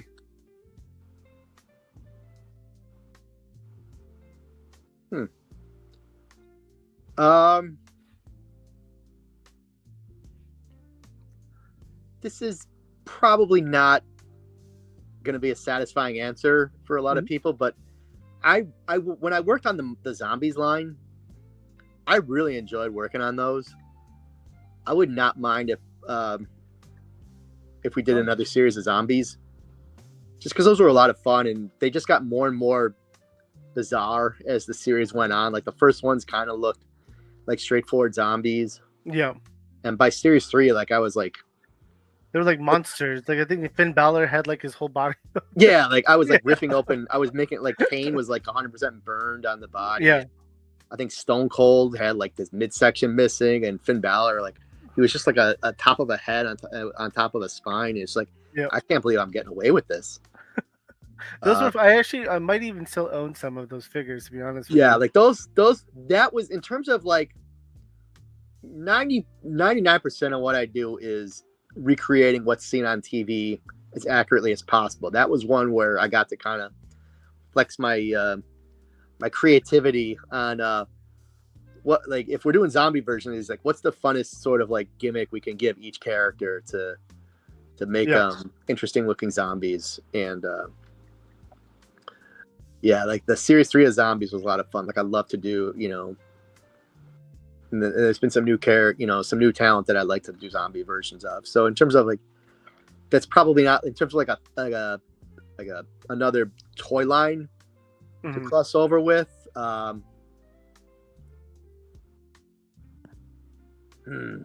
It's difficult. I mean,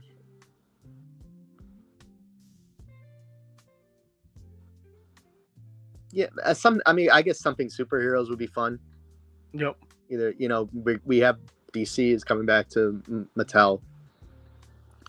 So So that, I mean, we did discuss that could be a possible crossover. It I'm really yeah, just I'm depends. sure there are designers on on our brand and on other elsewhere in the company that are just thinking like, hey, what if we did this person or this person or this person or this person, just like in case that ever happens. So that could be fun. I'm just gonna throw this out right now because I don't know, but I'm surprised I haven't seen a Tiffany Stratton Barbie, either a Barbie or even a Barbie box style for her, like a special Barbie box style for her. Yeah, that was part of the WrestleMania entrance. Yep. So that would be fun to see as well.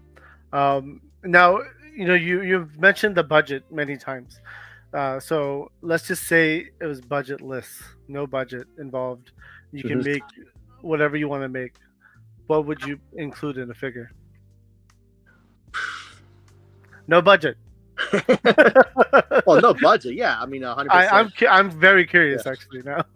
I mean everything would be unique tooling. Everything would be unique. So you Every said new color, everything. tooling. You said new Yeah. tooling. So what would you add? Like what would be different? How would you change the line? Or the let's just say we're talking about ultimates. I don't know if I can answer that because there is some stuff that we're considering. Okay, elites. The same. It's tough. Oh.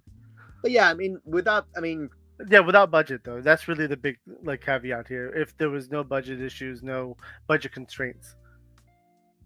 Like what in a perfect world, what would you want to see? in a perfect world, like every character would have, the most complex outfit they've ever worn, Mhm. the coolest entrance gear they've ever worn, and a title that they've won. So but try to get as much as possible onto figures for the price that you're selling at, but sometimes doesn't Yeah, always. no, I understand that. I mean, I totally get that. I mean, there's been some good figures though. Like, I mean, I remember seeing what was it? I'm trying to remember who had the toe articulation first. Which female was it? What's her name? Bianca had she was the first figure to have the toe articulation. No, that was actually developed for Charlotte, but she was the first elite figure where we just decided we can. Why we have this tool that exists? Why not just use it on Bianca, and she gets like free toe articulation? So It's funny. So maybe I actually got actually the chat. Can you figure to saying Rhonda? Rhonda did have toe articulation, right? yeah, the Ronda. Yeah, she was probably she was because she was in the first series of Ultimates, and Yeah. I think her boots were a one-off because I'm not sure that we ever reused those with anyone because she had a very distinct, short boot. Mm-hmm. But I think like the next, it was either trying to think in terms of like the order in which we did the female Ultimates. I think Becky Lynch might have been second, but she also had more of a unique kind of would only work on her. And then Charlotte had a standard wrestling boot look on her boots. So that was something that we could reuse later with other figures. Yeah. Okay. And there's a lot of reuse that happens in the line, right? Wherever you can make it work without too much change, I'm assuming. Yeah, it's part of the development is keeps utilizing the your existing tool bank. Yeah. Now, I guess from the designs and everything, who do you think? This might be a weird question, but I'm going to ask it anyway. Who do you think, likeness-wise, you haven't been able to match so far? There's got to be at least one, right? Yeah, yeah, there is. I'm afraid. I mean, I think. Because I have an answer for this one too. Okay, it's probably the same one I'm thinking. I probably don't want to. You don't want to say it? Probably not in my best interest to say, but. Okay, well, there you go.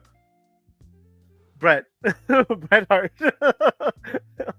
and I agree with that one too. I think you guys have done a great job. And there was one. I think one of the Ultimates looked like in certain angles it looked like him, but like it was his head. I guess his head is hardest to make. It feels like. Yeah, it's funny when you're developing a figure, like everything. You know, there's been instances where I thought, based off of the deco sheet, like I'm not sure, and then when you see a figure and it's like, oh, this is a dead on perfect likeness, and there's other instances where you're looking at a dead on perfect likeness on the design sheet, and when you see a first sample back, it's the likeness isn't there, and then you have to go back and tweak it and get it to where it's supposed to be. So it's an interesting give and take. Let's just put it that way. Yeah, and I understand that. East Coast Cody is saying there are some people that just don't scan well for anything, because even in the video games they don't capture Brett's likeness well. I mean, I don't honestly like. I have the video. At least I have 24, but I don't really play video games much. I don't have time. So, but I can imagine that. He's just got one of those faces. I feel like Brett is hard. I mean, his the older version of Brett was really well done. If I'm being honest, like one of the likenesses that I was least happy with how it turned out was, and this is a way called back in the day, was we only did one Rosa Mendez figure. Oh, yes. Which is, and she's an extremely attractive person, and the figure did not capture that as well as it could have. Let's just put it that way. I could see that. I think I have that one too, actually. I you know, if you're going back to old, like very older ones, I remember the first Tamina. Was it Tamina Snuka? You guys did? Yeah, it was the very first one. That didn't really look like. It actually looked a lot by. I want to say Rabbi Hardy. It looked just like Rabbi Hardy, like Matt Hardy's wife.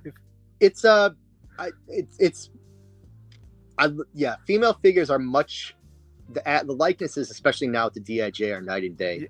There's a big improvement. Yeah, because for it was very difficult to get like eyeshadow appearance properly, because you kind of like limited to like one color just because of the way it's applied, and so it just caught and you like some of the lip color wasn't 100% as on point as it could have been. So sometimes they came out looking a little like, ooh, it's not quite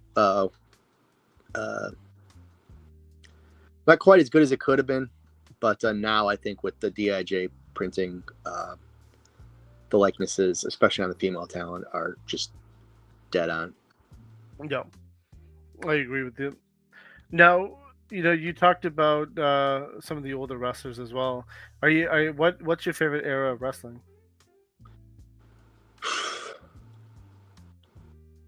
It's an interesting question, just because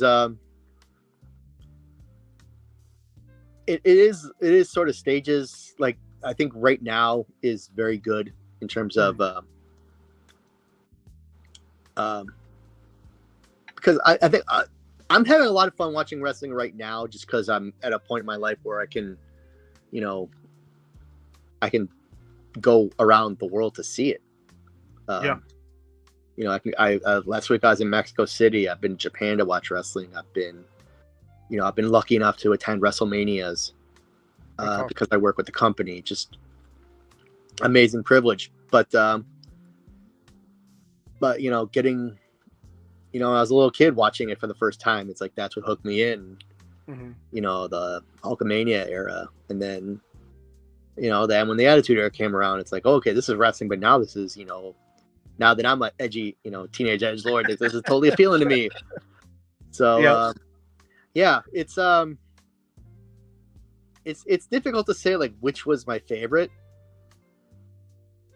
just because I just think I've just always enjoyed it. But I know there are, in terms of like what was the most important, I think it would have been the 80s, just because that was when the hooks were first sunk in. Mm-hmm. Okay. Can you figure is asking, what's your favorite color gear to make on figures? My favorite color gear to make figures? Yeah. Huh. I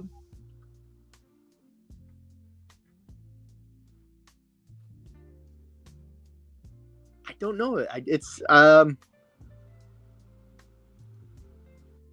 It's interesting to me when someone wears something different. Like a lot of wrestlers wear black as like a base color for their gear. So like when someone wears like a different color, when Randy Orton at WrestleMania popped out with blue tights, I was like, oh, that's interesting. So I don't know. Maybe by default it's blue, just because I always seem to notice when someone's wearing black gear, and then like if they're gonna deviate from that, it's usually to like a dark blue, and that always seems like, oh, we've done multiple versions of this character in black gear, where he's he or she's gonna be in a lineup again, and now we can do something in a different color. I also white gear, especially all white gear too seems to work really well, especially on like someone like a Rhea Ripley. Like a lot of her gear is black, but then I think for I don't remember the exact event we based that one white gear. Yeah, like that figure stands out to me because it was just really sharp looking gear when she wore it on her person, and it translated it really well into an action figure. Oh, that's a great extra. I have that one, so definitely good. I actually really like the head scan on that one too. Yeah, that was like sort of like when she was like evolving into like the final form that she is now. Yep. Now, so here's another question. Actually, I've been curious about this one, right? So you guys released the elite scale rings, the different formats. I guess the different displays on the aprons and things like that. But then you put this amazing figure that goes with it. Now, is a lot of people in the collecting universe like to call that a hostage pack? You got to buy a ring to get that figure. But we're under the assumption that you're buying the ring anyway, so we consider it a bonus figure. But like, but there's so many rings. You talked about space earlier. Yeah, well, but rings are a great way to display your figure. Yeah, I agree, they are. But I mean, like, I own probably about 3 or 4 elite scale rings, and none of them are actually on display right now because I don't have the space. But that's I did at one point, and then I had to fold it away and put it away because that's like what 2x2. That's a large chunk of space. Yeah, it's one of those things I think where if you don't put out the ring, people are going to ask for it. So yeah, there is a reason, why you want it. And then if you do put out a ring, you want to have something, at least one figure to have ready to go. So that's kind of like the thought process behind that. And then will you guys ever release that figure separately, or is that's the only chance you'll get it? It's probably the only place you're going to get that version of that character, but I'm trying to think, who have we done?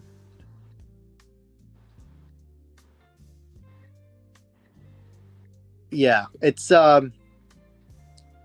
for example, the Rhea Ripley, I think we did announce that we are doing another Ultimate Rhea Ripley, based off of her look at Survivor Series when she had the horned helmet. So the only place to get the original Ultimate version of that look will be in that ring. Yeah, East Coast Cody saying you had the elite gender that came with the ring. Yeah, and that, I think that was champion at the time, so it made he was. That was the one with the turban too, right? He had the turban in that one. Yeah. Yeah. God, it's almost 10 years ago now. Jeez. That's been a long time. Yeah. Umegan Weapon is asking, what's your favorite match this year? It doesn't have to be WWE.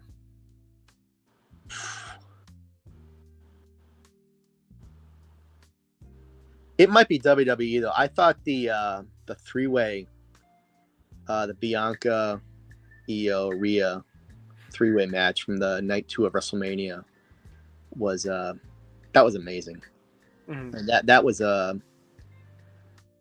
outstanding. I really enjoyed the Battle Royal at Triple Mania last week. Just that was a lot of fun. I don't know if it's the best match I've seen, but it's maybe one of the most fun. Geez, I'm trying to think. I mean, there's been quite a few.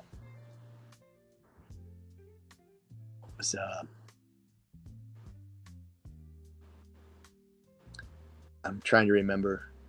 everything No I've seen. problem. No problem. I mean, even non WWE, like you watch a lot of Japan. It looks like, and then also Yeah, like, I watch Lucha a lot of Libre. everything. Yeah, Do you watch AEW as well? yeah, I watch it. I watch I watch everything, but I don't watch everything that like I don't watch all. You know what I mean? Yeah, I yeah. watch I try to watch as much, Rest. spread out as much, but like Mhm.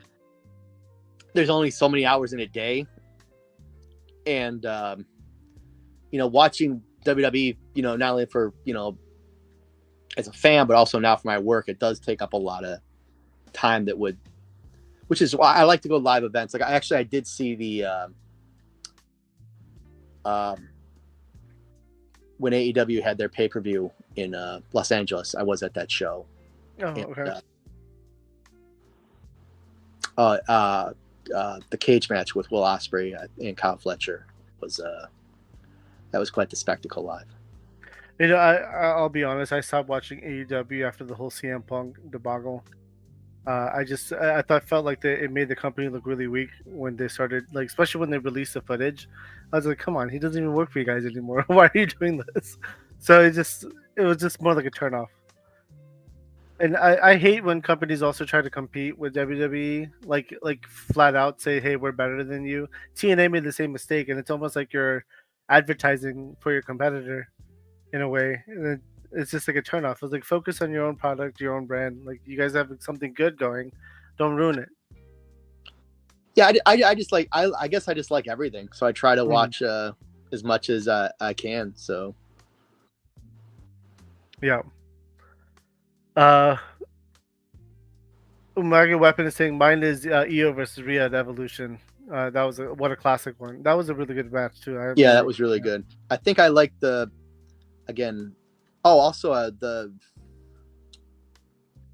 the Royal Rumble. I was at the Royal Rumble. I decided to go to Indianapolis to watch the Rumble with the Action Figure Attack, and Okay.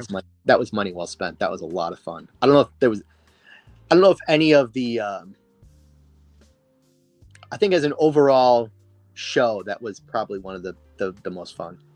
Okay. But I'm also a mark for Royal Rumble, so Is that your favorite pay-per-view that they do? it's a lot of fun because you get like the countdown, the excitement of who's coming next. Everyone has new gear for the show, which I appreciate as a toy designer. Like, okay, Yeah. new look. There's always like the surprises, and then trying to figure out like who's gonna win. Mm-hmm.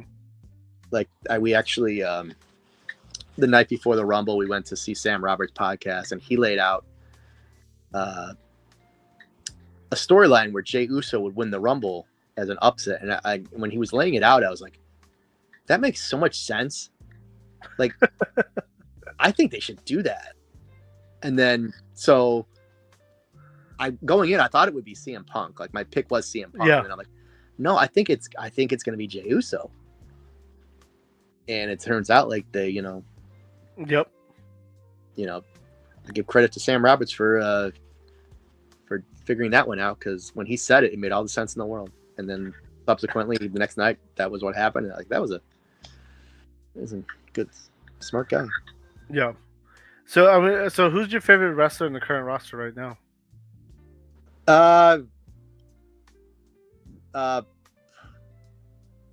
I'll give you one male, one female. Yeah. Female, obviously, I think everyone knows I'm an Oscar mark. That hasn't changed. Asuka. Yep. Yeah, she's just Amazing.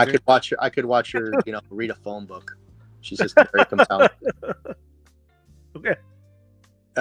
And I love watching Jacob Fatu right now, just because I've seen him wrestle so many times here in Los Angeles area that it's really amazing to watch him now on the national stage do the amazing stuff that I was watching 6 years ago, going like, I know I'm gonna make a figure of this guy one day. It's just like, when am I gonna get to make his figure? And then finally now I've been making his figure. And then he when he was at Comic-Con about a month ago, like, he's just the coolest dude on the planet. Like, just so approachable, such a nice person. But then also, like, he looked at you like you would run like 5 blocks away instantly because he's. I was so mad I missed your panel at Comic-Con. I was so upset with myself. I was like, what the hell? Like, the one panel I actually wanted to go see. Comic-Con is nuts, though. Like, I can understand how, like, you got to be really on top of things to make sure that you get to everything.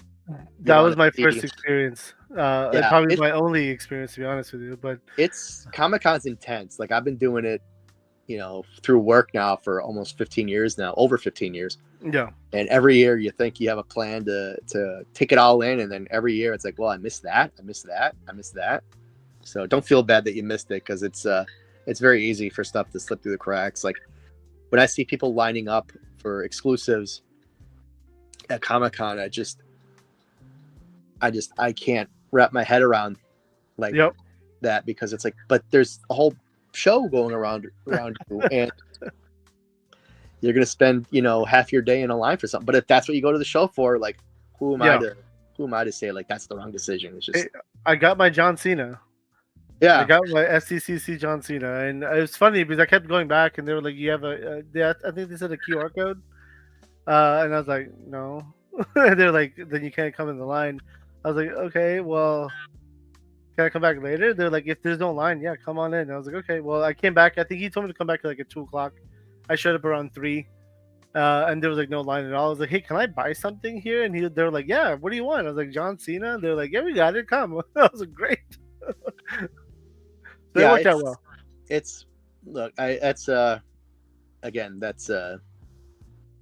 I'm happy that I don't have to work in that part of the Comic-Con, just because I'm sure the logistics of it just seems so mind-boggling to me.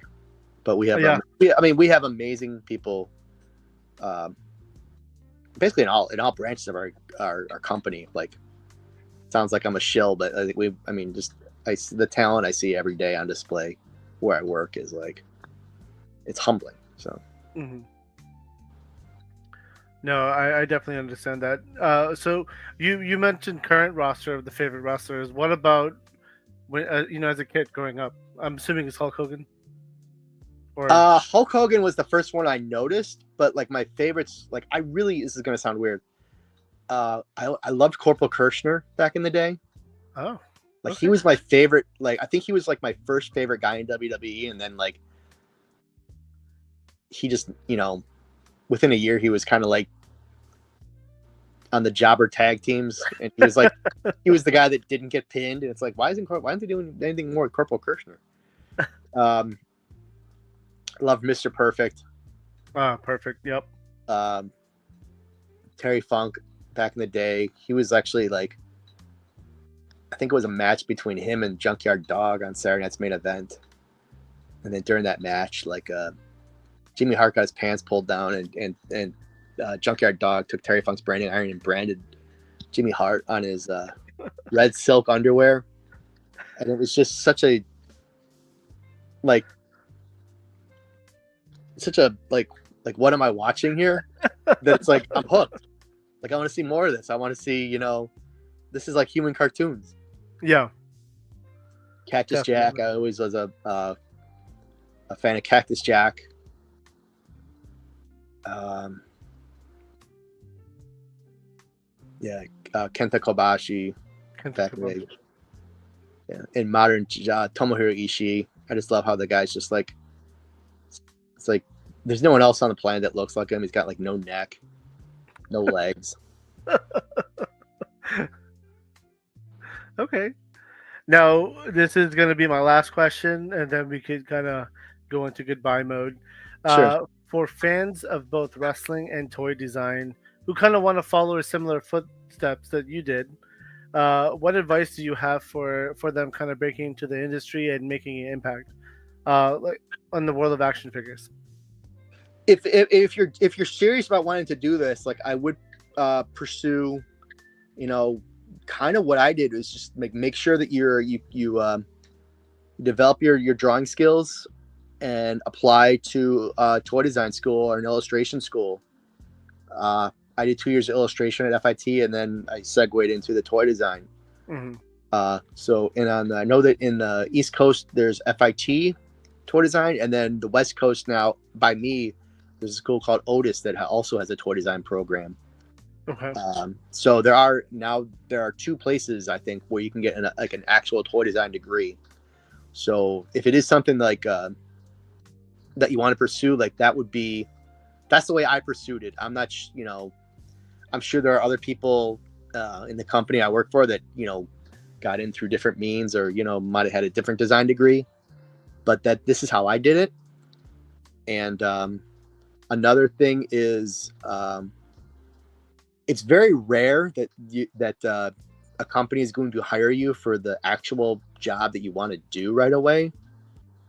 Like my instance is kind of strange that I was hired at like a company to work on wrestling figures when that was like literally one of the 2 jobs I got into toy design to do. So, but all, just put the work in, get the experience so that when something opens up in the field where you that is exactly what you want to do, you've laid the foundation to pursue that. Because that did help me when I applied at Mattel. Like I wasn't going in. I did have a toy design degree. I did have experience working at some smaller toy companies in Chicago area where I was based. Like it wasn't. I knew it was not what I wanted to do with the rest of my life. But when something opened up that it was like literally what I wanted to do with the rest of my life, I was in a position to capitalize on it. Okay. I mean that's phenomenal. I mean, it seems like you put in the effort. You put in the work and got that degree, and you said you were working for a consulting firm doing some, getting that experience, right?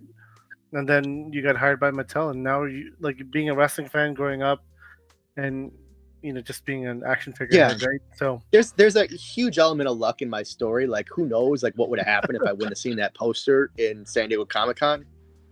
But by the same token, when I saw that poster at San Diego Comic-Con, like I had the background and the education and experience that I could apply and be a viable candidate. Yeah. And I mean, that's awesome. You've been making some great figures. As I said to you before, like, I mean, WWE Mattel is really what got me into collecting toys. So you're really the person I blame right now for all this crap behind me and all my entire bedroom upstairs and my closets, my laundry room. I've been very lucky that people have, said that my toys were a huge part of their childhood and how meaningful they were. And again, it's so humbling to think that like stuff you do, kind of because you're designing stuff for yourself. There is some selfishness in it because, again, I get to design my own collection. But it's also like apparently the decisions that I've made have been correct enough times where people really like the results and it's had a meaningful role in their childhood and their both childhood and adult lives. And then you hear stories about like people that collected. I'm not old enough where like people that collected this stuff when they were kids are now like they're having kids now and they're passing them on to the their 1 and 2 year olds. And it's just like, I mean, how do you even process that? Like that's crazy. Yeah, no, I understand that. And it's funny, like you just kind of triggered another question, but I'll refrain from asking it. Again, thank you very much, Bill. I appreciate it. I met you a very long time ago at Ringside Fest, at one of these older Ringside Fest events, and we ran into you at SDCC. And I definitely know you don't remember me, but I'm glad you talked to me, which is what led you here. So I appreciate that, and I would love to have you back on one day. Just to talk wrestling in general. Yeah, like, I don't have a lot of people to talk wrestling to. Yeah, sorry about the Talib with the audio issues. I wish we could. I keep seeing him go in and out, in and out. So I'm just like, all right, he'll eventually make it. Okay. Yeah, see, most of my show and channel, most of these guys are not wrestling people who watch. That's probably why there's like a lower turnout. But the head sculpts are awesome. Like, I mean, I use wrestling head sculpts for like Action Force line.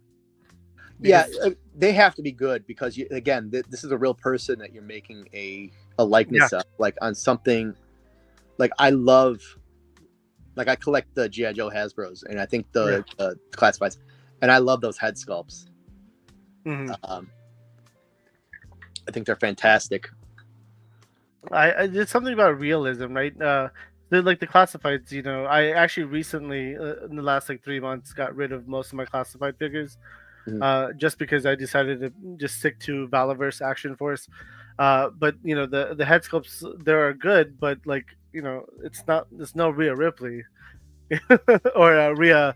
There's no Rhea head sculpt, or like even I used a lot of the rest. But I think some of that is also because there's a point of comparison where this is a real person, and you can compare the likeness on ours to that person, and if we've done our job properly, it matches. Whereas something like a Valaverse or a GI Joe, it's a character that's being made up to whole cloth, so the judgment is not based off how it's more like, do I like this head sculpt on its own, full stop, compared to like, do I like this head sculpt because it's a recreation of this actual person and it's recreating it 100% accurately.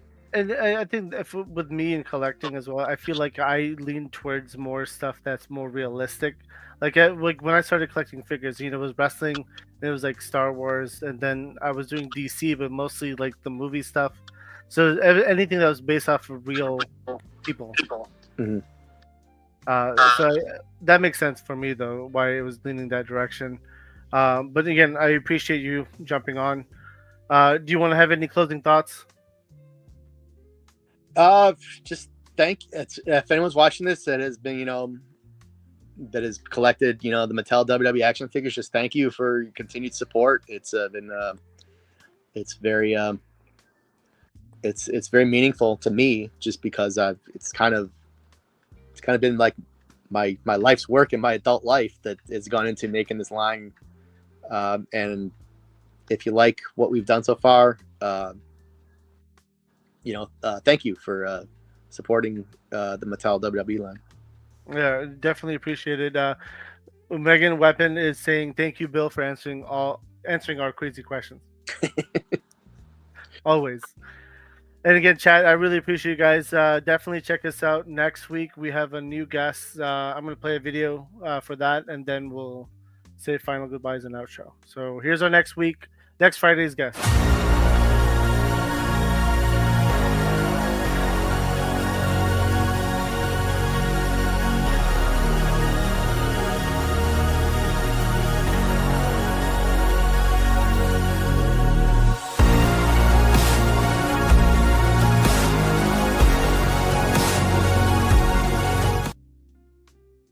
So next Friday we'll have MCU Collector, but don't forget we do a Monday show that's ran by Talib with Decepticast. That's a Transformer show. And Tuesdays is our open mic nights. Bill, thank you very much for jumping on. Chat, thank you very much as well. And the Replay Squad, thank you. It's always fun doing this. Take care, Bill. We'd love to have you back on one day. Thank you. This was fun. Thank you. Peace out, guys. Take care.